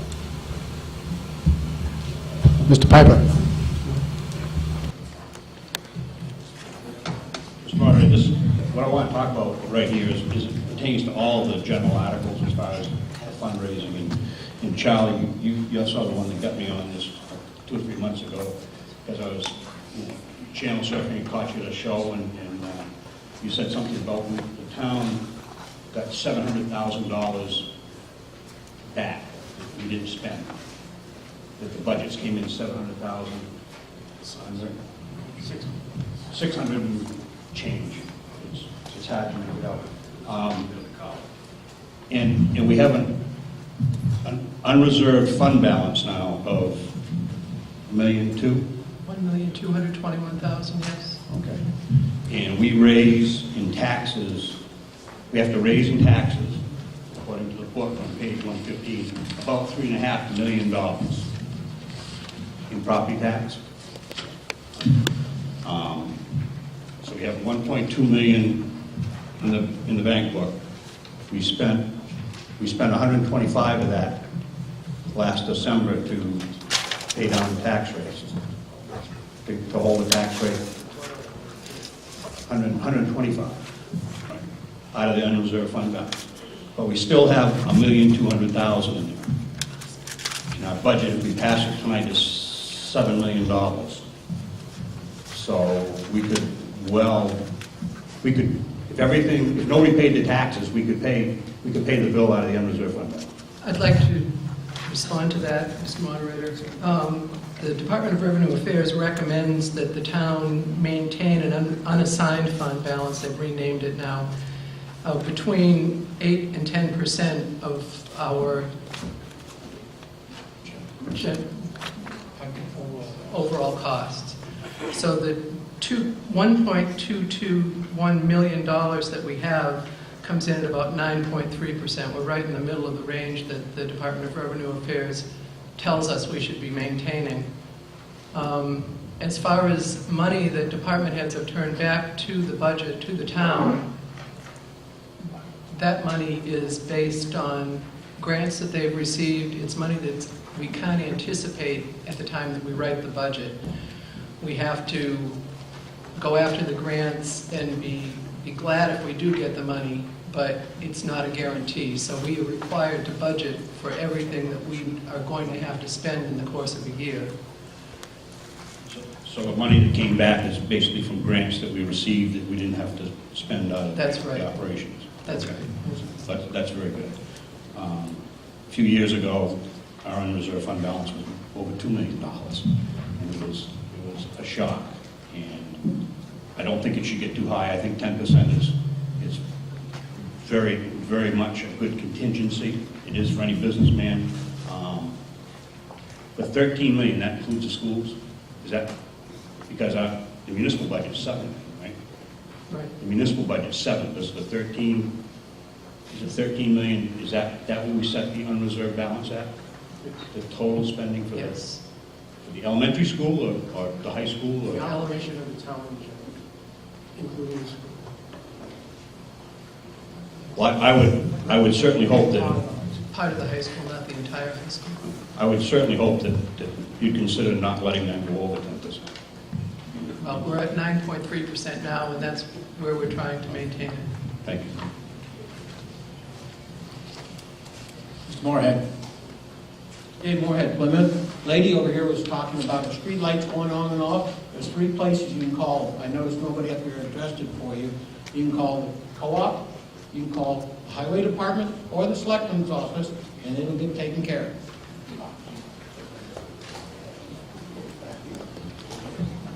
Is there further discussion on Article 12? Mr. Tucker. I have a point of order. In the past, do we still have a budget committee? Yes, we do. Yes. In the past, we've asked them if they approved or not approved. Yes, that seems to have gone a little bit by the wayside in several meetings when members of the Budget Committee weren't at the actual town meeting, so it's not on the top of my radar anymore. Are there members of the Budget Committee here tonight? Mr. Randler. Has the Budget Committee weighed in on the numbers that are contained in these appropriation articles on the warrant? Yes, we have. And what was the Budget Committee's decision on these, the numbers that we're reading tonight on these articles? These are the figures we presented to the select board with the exception of the salaries, which we did not have coverage on, and the non-profit. But otherwise, this is what was presented and voted on by the budget committee. We're on Article 12 now. Does the Budget Committee have a position on Article 12, the appropriations in Article 12? We recommend passing. Thank you. I'll try to keep that in mind, John. Thank you. Mr. Randlett, I'll keep asking you for the recommendations on these appropriation articles. Which brings us to any further discussion on Article 12. Which brings us to the vote on Article 12. All those in favor of Article 12, please signify by saying aye, raising the voting card. Aye. All those opposed, please signify by saying nay and raising the voting card. Article 12 passes. Article 13, to see if the town will vote to raise and appropriate the sum of $961,212 for FY 12-13 for departmental operations as follows. Parks and Recreation, $546,888. Library, $367,613. Patriotic Purposes, $7,000. Band concerts, $6,000. Town Common Traffic Islands, $100. No, I'm sorry, that's $4,000. Friends of the Arts, $100. Airport, $6,122. Health Enforcement, $23,489. This amount to be offset in the amount of $6,000 from the airport fund. Is there a motion on Article 13? Mr. Moderator, I move that Article 13 be approved as written. There's a motion. Is there a second on Article 13? Second. Article 13 has been moved and seconded. Is there discussion on Article 13?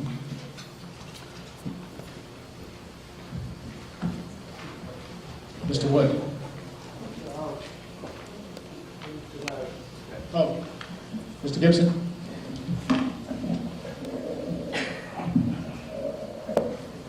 Just a FYI on the town common. I do know that the railings need painted. I have received several calls on that. The maintenance on that is we have a young man that is going to do his Eagle Scout project, and we will be starting replacing those railings and the apparatus and painting them, and hopefully that'll be done late spring, early summer, just to give you a FYI on that. Also on the revenues, I am projecting for this budget $186,921.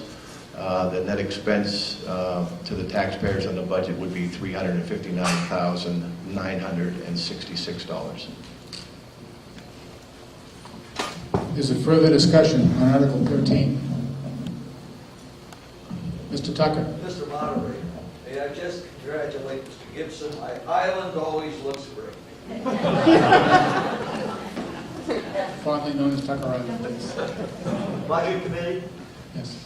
Mr. Randlett, what's the Budget Committee's position on Article 13? Recommend passage. Budget Committee recommends passage. Is there further discussion on Article 13?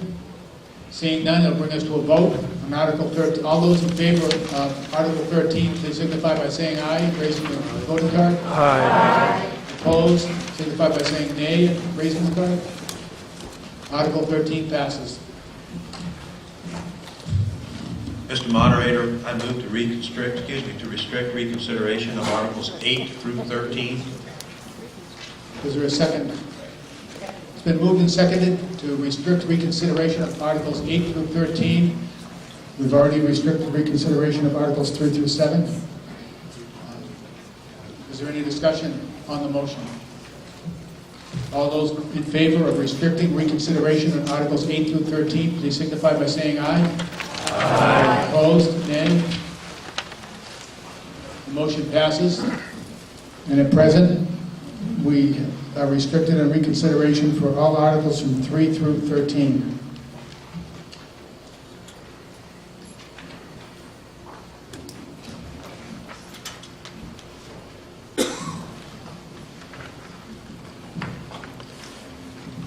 Which brings us to Article 14, to see if the town will vote to raise and appropriate the sum of $84,100 to fund FY 12-13 capital land and improvements as follows.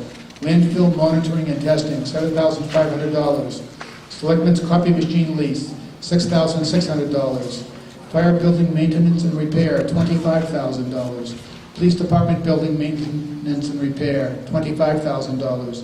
Town hall roof repair and general maintenance, $20,000. Pursuant to RSA 32:7, Roman numeral 6, these will be non-lapsing, non-transferable appropriations and will not lapse until the earlier of 2015 or when the respective project purchase is complete. Is there a motion? Mr. Moderator, I move that the article be approved as written. Second. Article 14 has been moved and seconded. Is there discussion on Article 14?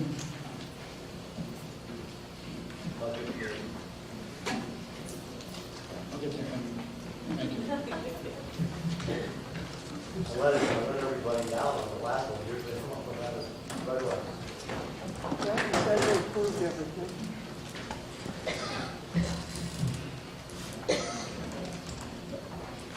Mr. Randall, what is the Budget Committee position on Article 14?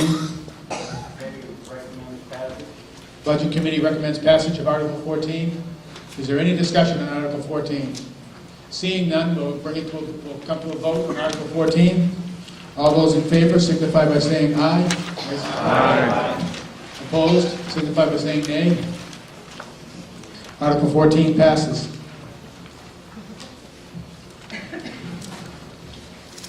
Which brings us to Article 15, to see if the town will vote to raise and appropriate the sum of $135,000 to fund the following capital items. Improve road construction, $125,000. Repair, replace crosswalks, $10,000. And authorize the withdrawal of $85,000 offset from the Motor Vehicle Capital Reserve Fund established for this purpose. Pursuant to RSA 32:7, Roman numeral 6, these will be non-lapsing, non-transferable appropriations and will not lapse until the respective project purchase is complete or in 3 years, whichever is less. Is there a motion? Mr. Moderator, I move that the article be approved as written. Is there a second? Article 15 has been moved and seconded. Is there discussion? And I'll just preempt the question. Mr. Randlett, what is the Budget Committee's position on Article 15? The Budget Committee recommends passage. Budget Committee recommends passage of Article 15. Is there discussion on Article 15? Yes. Kate Hedberg. My question is on Merrill Street. We had a lot of construction done a couple of years ago with grant funding, and it continues to fall apart every year, and it continues to flood. And I don't know if, I was wondering if that's in the plan or if there's any remediation for that. And also what other roads are being looked at to be repaired this year. Thank you.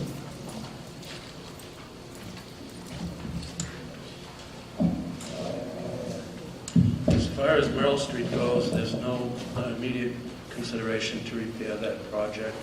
It is being watched to see what does happen to it, and if there is any remediation with the company that provided the work.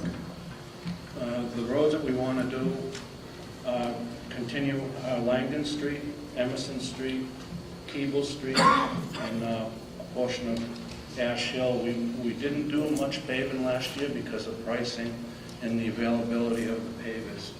Another thing that I would like to start doing would be some of the dirt roads. As everybody sees in the news and in the media that the roads are really turning to mud. So I would like consideration to put base coats on some of the dirt roads to try to prevent this from happening in the future.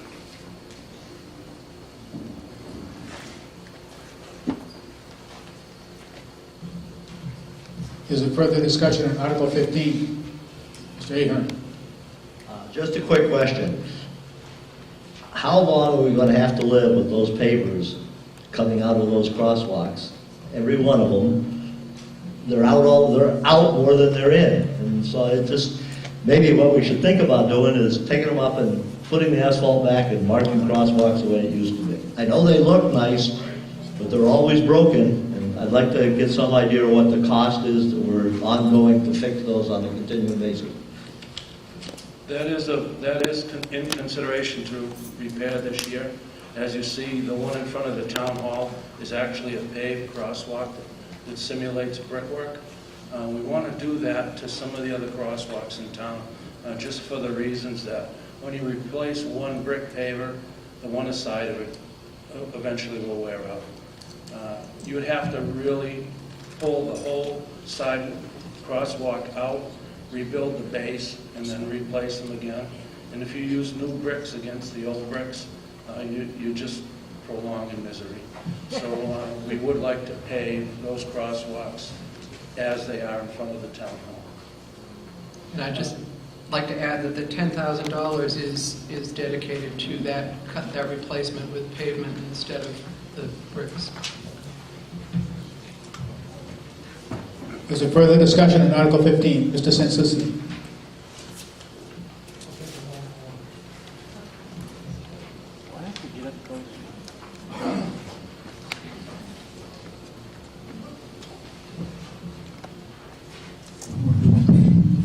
I don't like to prolong the meeting any more than I need to, but are you going to crack seal my road this year? Probably. Well, I hope you will, because it's got cracks in it as big as my finger, and it's heaving up, and you just did it a year or so ago.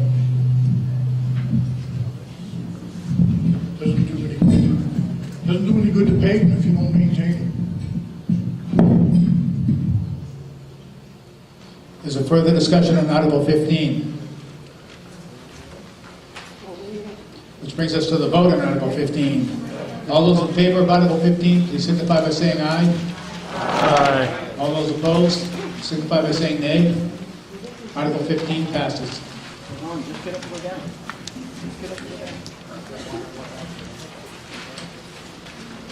Which brings us to Article 16, to see if the town will vote to raise and appropriate the sum of $162,200 to fund the following capital item: highway, replace sidewalk tractor, $162,200. This amount is to be offset in the amount of $160,838 by the Highway Equipment Capital Reserve Fund, established for this purpose. Pursuant to RSA 32:7, Roman numeral 6, This will be a non-lapsing, non-transferable appropriation and will not lapse until the earlier of 2015 or when the respective project purchase is complete. Is there a motion? Mr. Moderator, I move that this article be approved as written. Second. Article 16 has been moved and seconded. What is the Budget Committee position on Article 16? Budget Committee recommends passage. Budget Committee recommends passage of Article 16. Is there discussion on Article 16?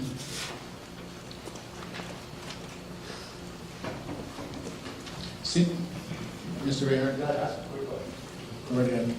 Just that money that we're taking out of the capital reserve fund was not for all the equipment, it was specific for that piece of equipment.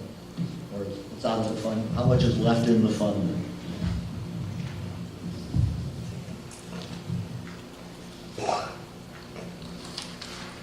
That money will be used up for the light equipment. That total amount. We'll build up that, we've been doing this back and forth each year, next year. And you have another article further on that puts money back into that fund. Right. We have $2 million in capital reserve. Further discussion on Article 16, which brings us to the vote. All of those in favor of Article 16, please signify by saying aye. Aye. Opposed? Signify by saying nay. Article 16 passes.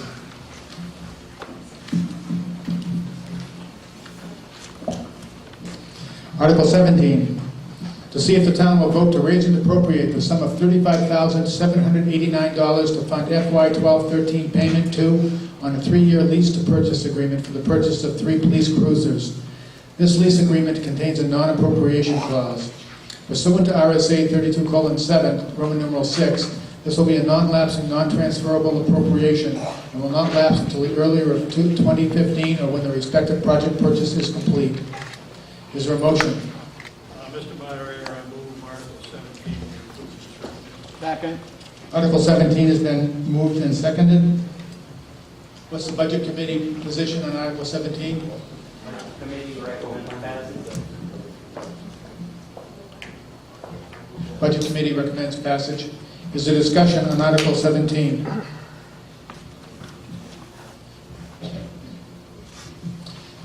Seeing none, that brings us to a vote. All those in favor of Article 17, please signify by saying aye. Aye. Opposed, signify by saying nay. Article 17 passes. Mr. Moderator, I'd like to move to restrict reconsideration on Articles 14 through 17. It's been moved to restrict reconsideration of Articles 14 through 17. Is there a second? It's been moved and seconded. All those in favor of restricting reconsideration of Articles 14 through 17, please signify by saying aye. Aye. Opposed? Signify by saying nay. Reconsideration is the motion passed. So Articles 14 through 17, reconsideration is restricted.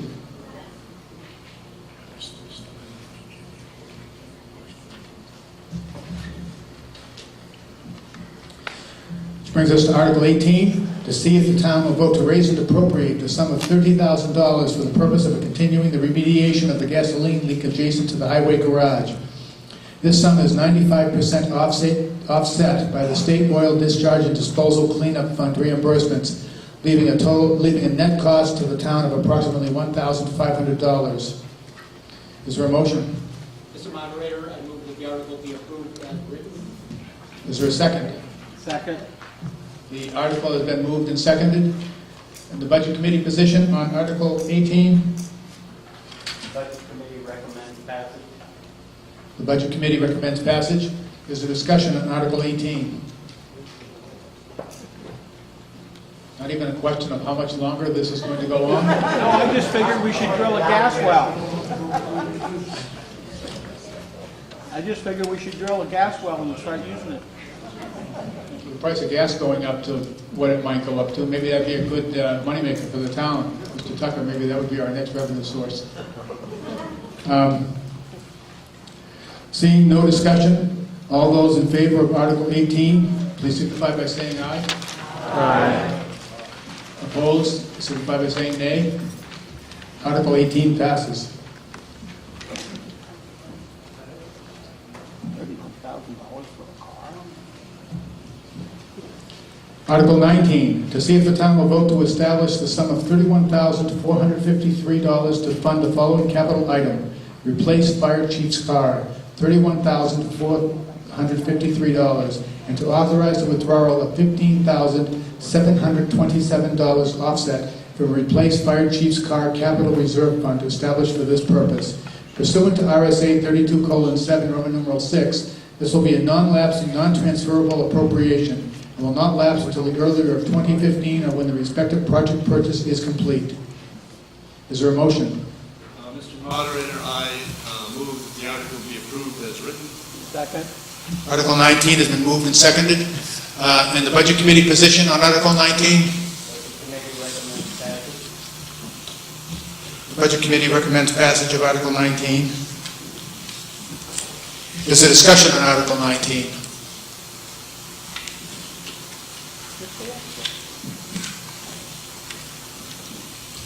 John's got his hand up.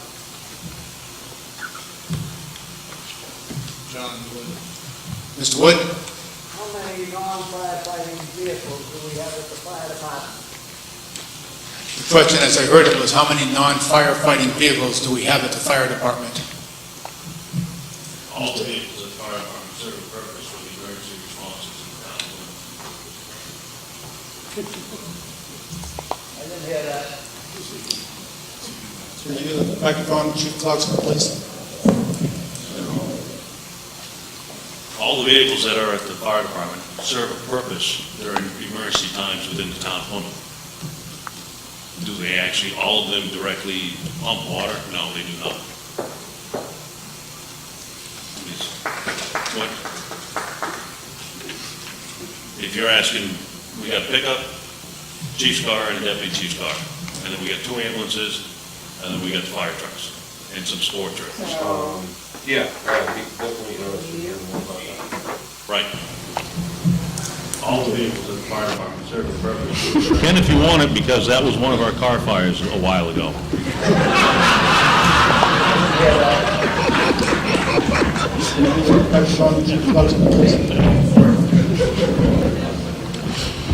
All the vehicles that are at the fire department serve a purpose during emergency times within the town of Plymouth. Do they actually, all of them directly pump water? No, they do not. Is there somebody on the board that would like to answer that? They actually call it a lease, but we do own them afterwards, pickup, so you can make the 3 chief's payments car and deputy instead of chief's car. making, because we buy 3 of them at a time, versus you just And getting we one got of fire them. trucks. So they call it a lease, but we own them at the end. Yeah, I'd be definitely interested in hearing more about that. Mr. Moderator, when the Capital Budget Committee looks at the variances between the departments, the police and fire, if you look at the utilization of the 2 types of vehicles, the police department vehicles get far more mileage on a near term, makes sense to lease those. If you look at the fire department vehicles, they don't get near the mileage. It looks like, from a standpoint of total ownership costs, it makes sense to own ultimately the fire department vehicles because they're retained for a longer period of time.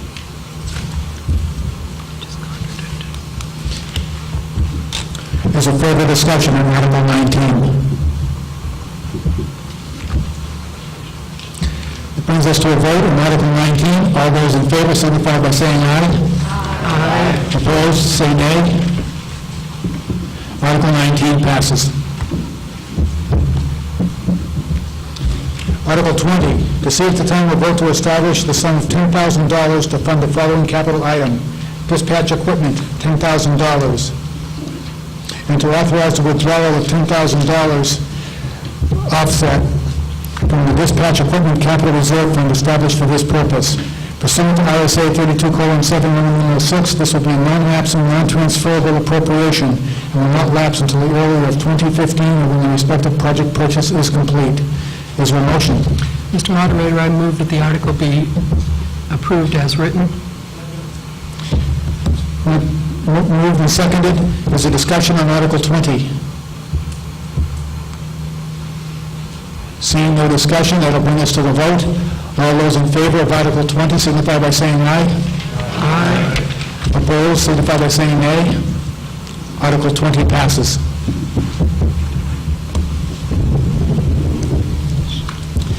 Article 21. Mr. Randall, I neglected to ask about the Budget Committee. The Budget Committee did recommend Article 20 as well.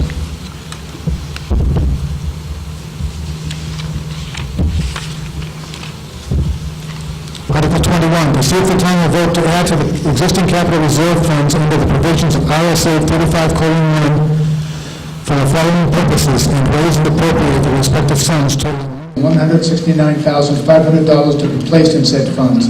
Highland Street, $50,000. Town Weedville, $19,500. Material handling equipment highway, $25,000. Replace 2006 ambulance, $40,000.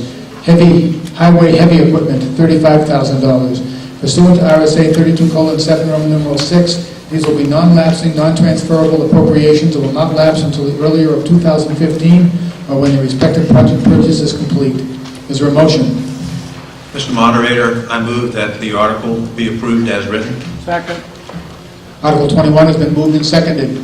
The Budget Committee position on Article 21? Budget Committee recommends passage. Budget Committee recommends passage. Is there discussion on Article 21? Seeing none, that brings us to a vote. All those in favor of Article 21 signify by saying aye. Aye. Opposed signify by saying nay. Article 21 passes. Mr. Moderator, I move to restrict the reconsideration of Articles 18 through 21. Second. It's been moved and seconded to restrict reconsideration of Articles 18 through 21. All those in favor signify by saying aye. Aye. Opposed? Nay. Well, Articles 18 through 21 are restricted from reconsideration tonight.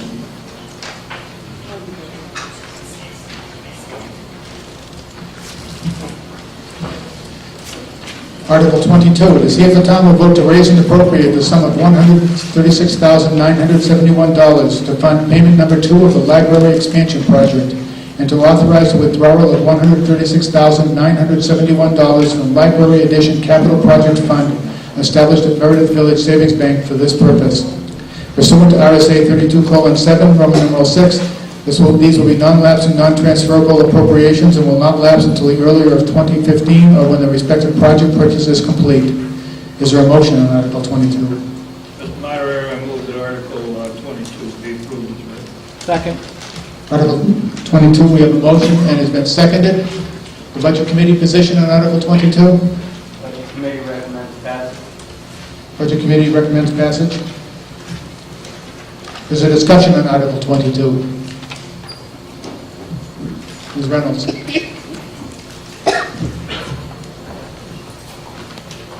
Thank you, Mr. Moderator. Deb Reynolds, Town of Plymouth. Two things. I want to thank everybody involved with that project. It's a beautiful project, and I'm very, very proud of all the work that Winnie Holt and so many people did. And number two, I just want to thank our wonderful librarian who will be leaving her position this year. Thank you.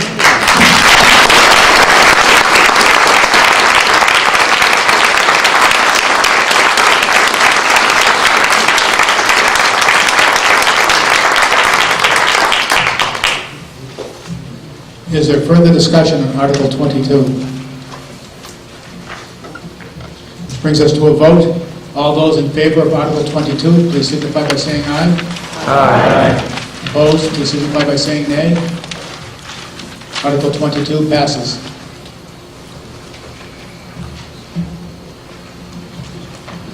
Article 23, see if the town will vote to raise and appropriate the sum of $29,400 to fund the following capital item.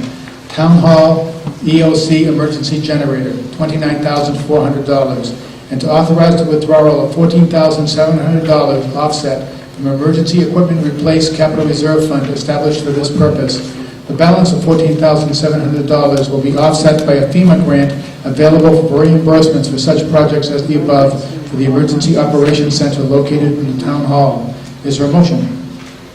Mr. Mr. Moderator, I move to approve the article as written. And let me complete the article first. Pursuant to RSA 32:7, Roman numeral 6, this will be a non-lapsing, non-transferable appropriation and will not lapse until the earlier of 2015 or when the respective project purchase is complete. Now second. I continue to move the article as written. Article's been moved Now second. and seconded. Thank you. Almost sounds like a national, that RSA 32:7 is sort of like a national public radio funding. Hear it again and again. Oh, don't bring that up, they'll ask for money. Mr. Randall, the Budget Committee position on Article 23. Budget Committee recommends passage of Article 23. Is there discussion on Article 23?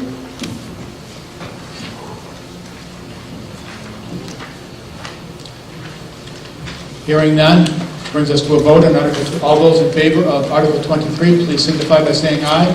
Aye. Opposed, please signify by saying nay. Article 23 passes.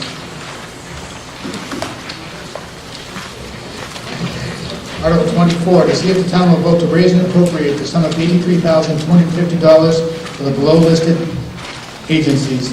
Animal Control Agreement with Humane Society, $6,500. Baker River Watershed, $200. Pemmy River Local Advisory Committee, $200. Pemmy Baker Home Health Agency, $15,000. Plymouth Regional Free Clinic, $1,700. Grafton County Senior Citizens, $15,000. Tri-County Community Action, $4,300. Voices Against Violence, $4,000. Red Cross, $800. Pemmy Youth Center, $3,000. Genesis Lakes Regions Mental Health, $7,500. Katie, $6,000. CASA Court Appointed Child Advocates, $800. Pemmy Bridge House, $10,000. Plymouth Chamber of Commerce, $2,600. Conservation Commission, $1,350. Midstate Health, $4,300. Is there a motion? Mr. Moderator, I move that the article be approved as written. Second. Mr. Randall, the Budget Committee position on Article 24. Budget Committee recommends passage. Article 24. Is there any discussion on Article 24? Which brings us to a vote. All those in favor of Article 24, please signify by saying aye. Aye. Opposed, signify by saying nay. Article 24 passes. Mr. Moderator, I move to restrict reconsideration of Articles 22, 23, and 24.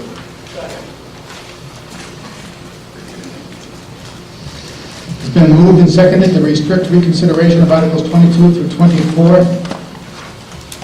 All those in favor, please signify by saying aye. Aye. Opposed, signify by saying nay.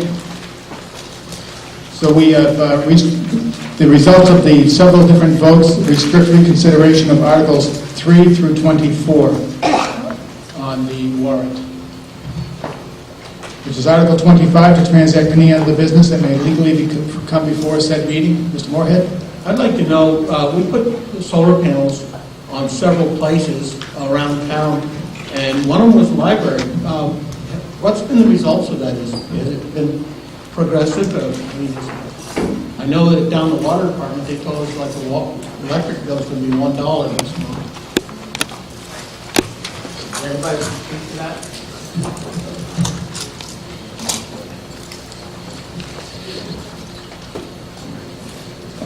We can't boast that they've had a $1 bill per month, but during the sunny months, we have had an offset every month.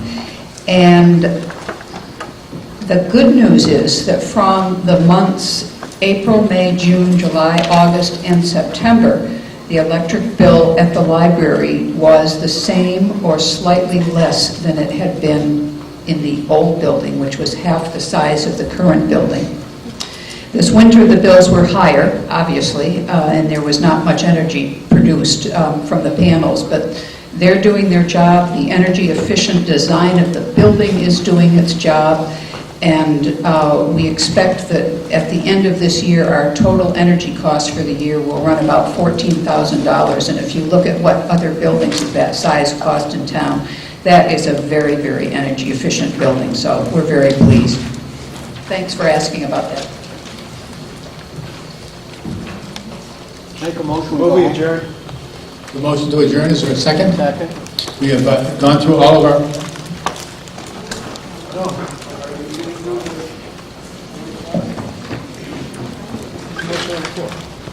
I'm going to allow Mr. Sansucci. Do you have one thing to say under Article 25? Yes, I have one thing to say. I would like to make a motion that we put town meeting back to where it was before next year.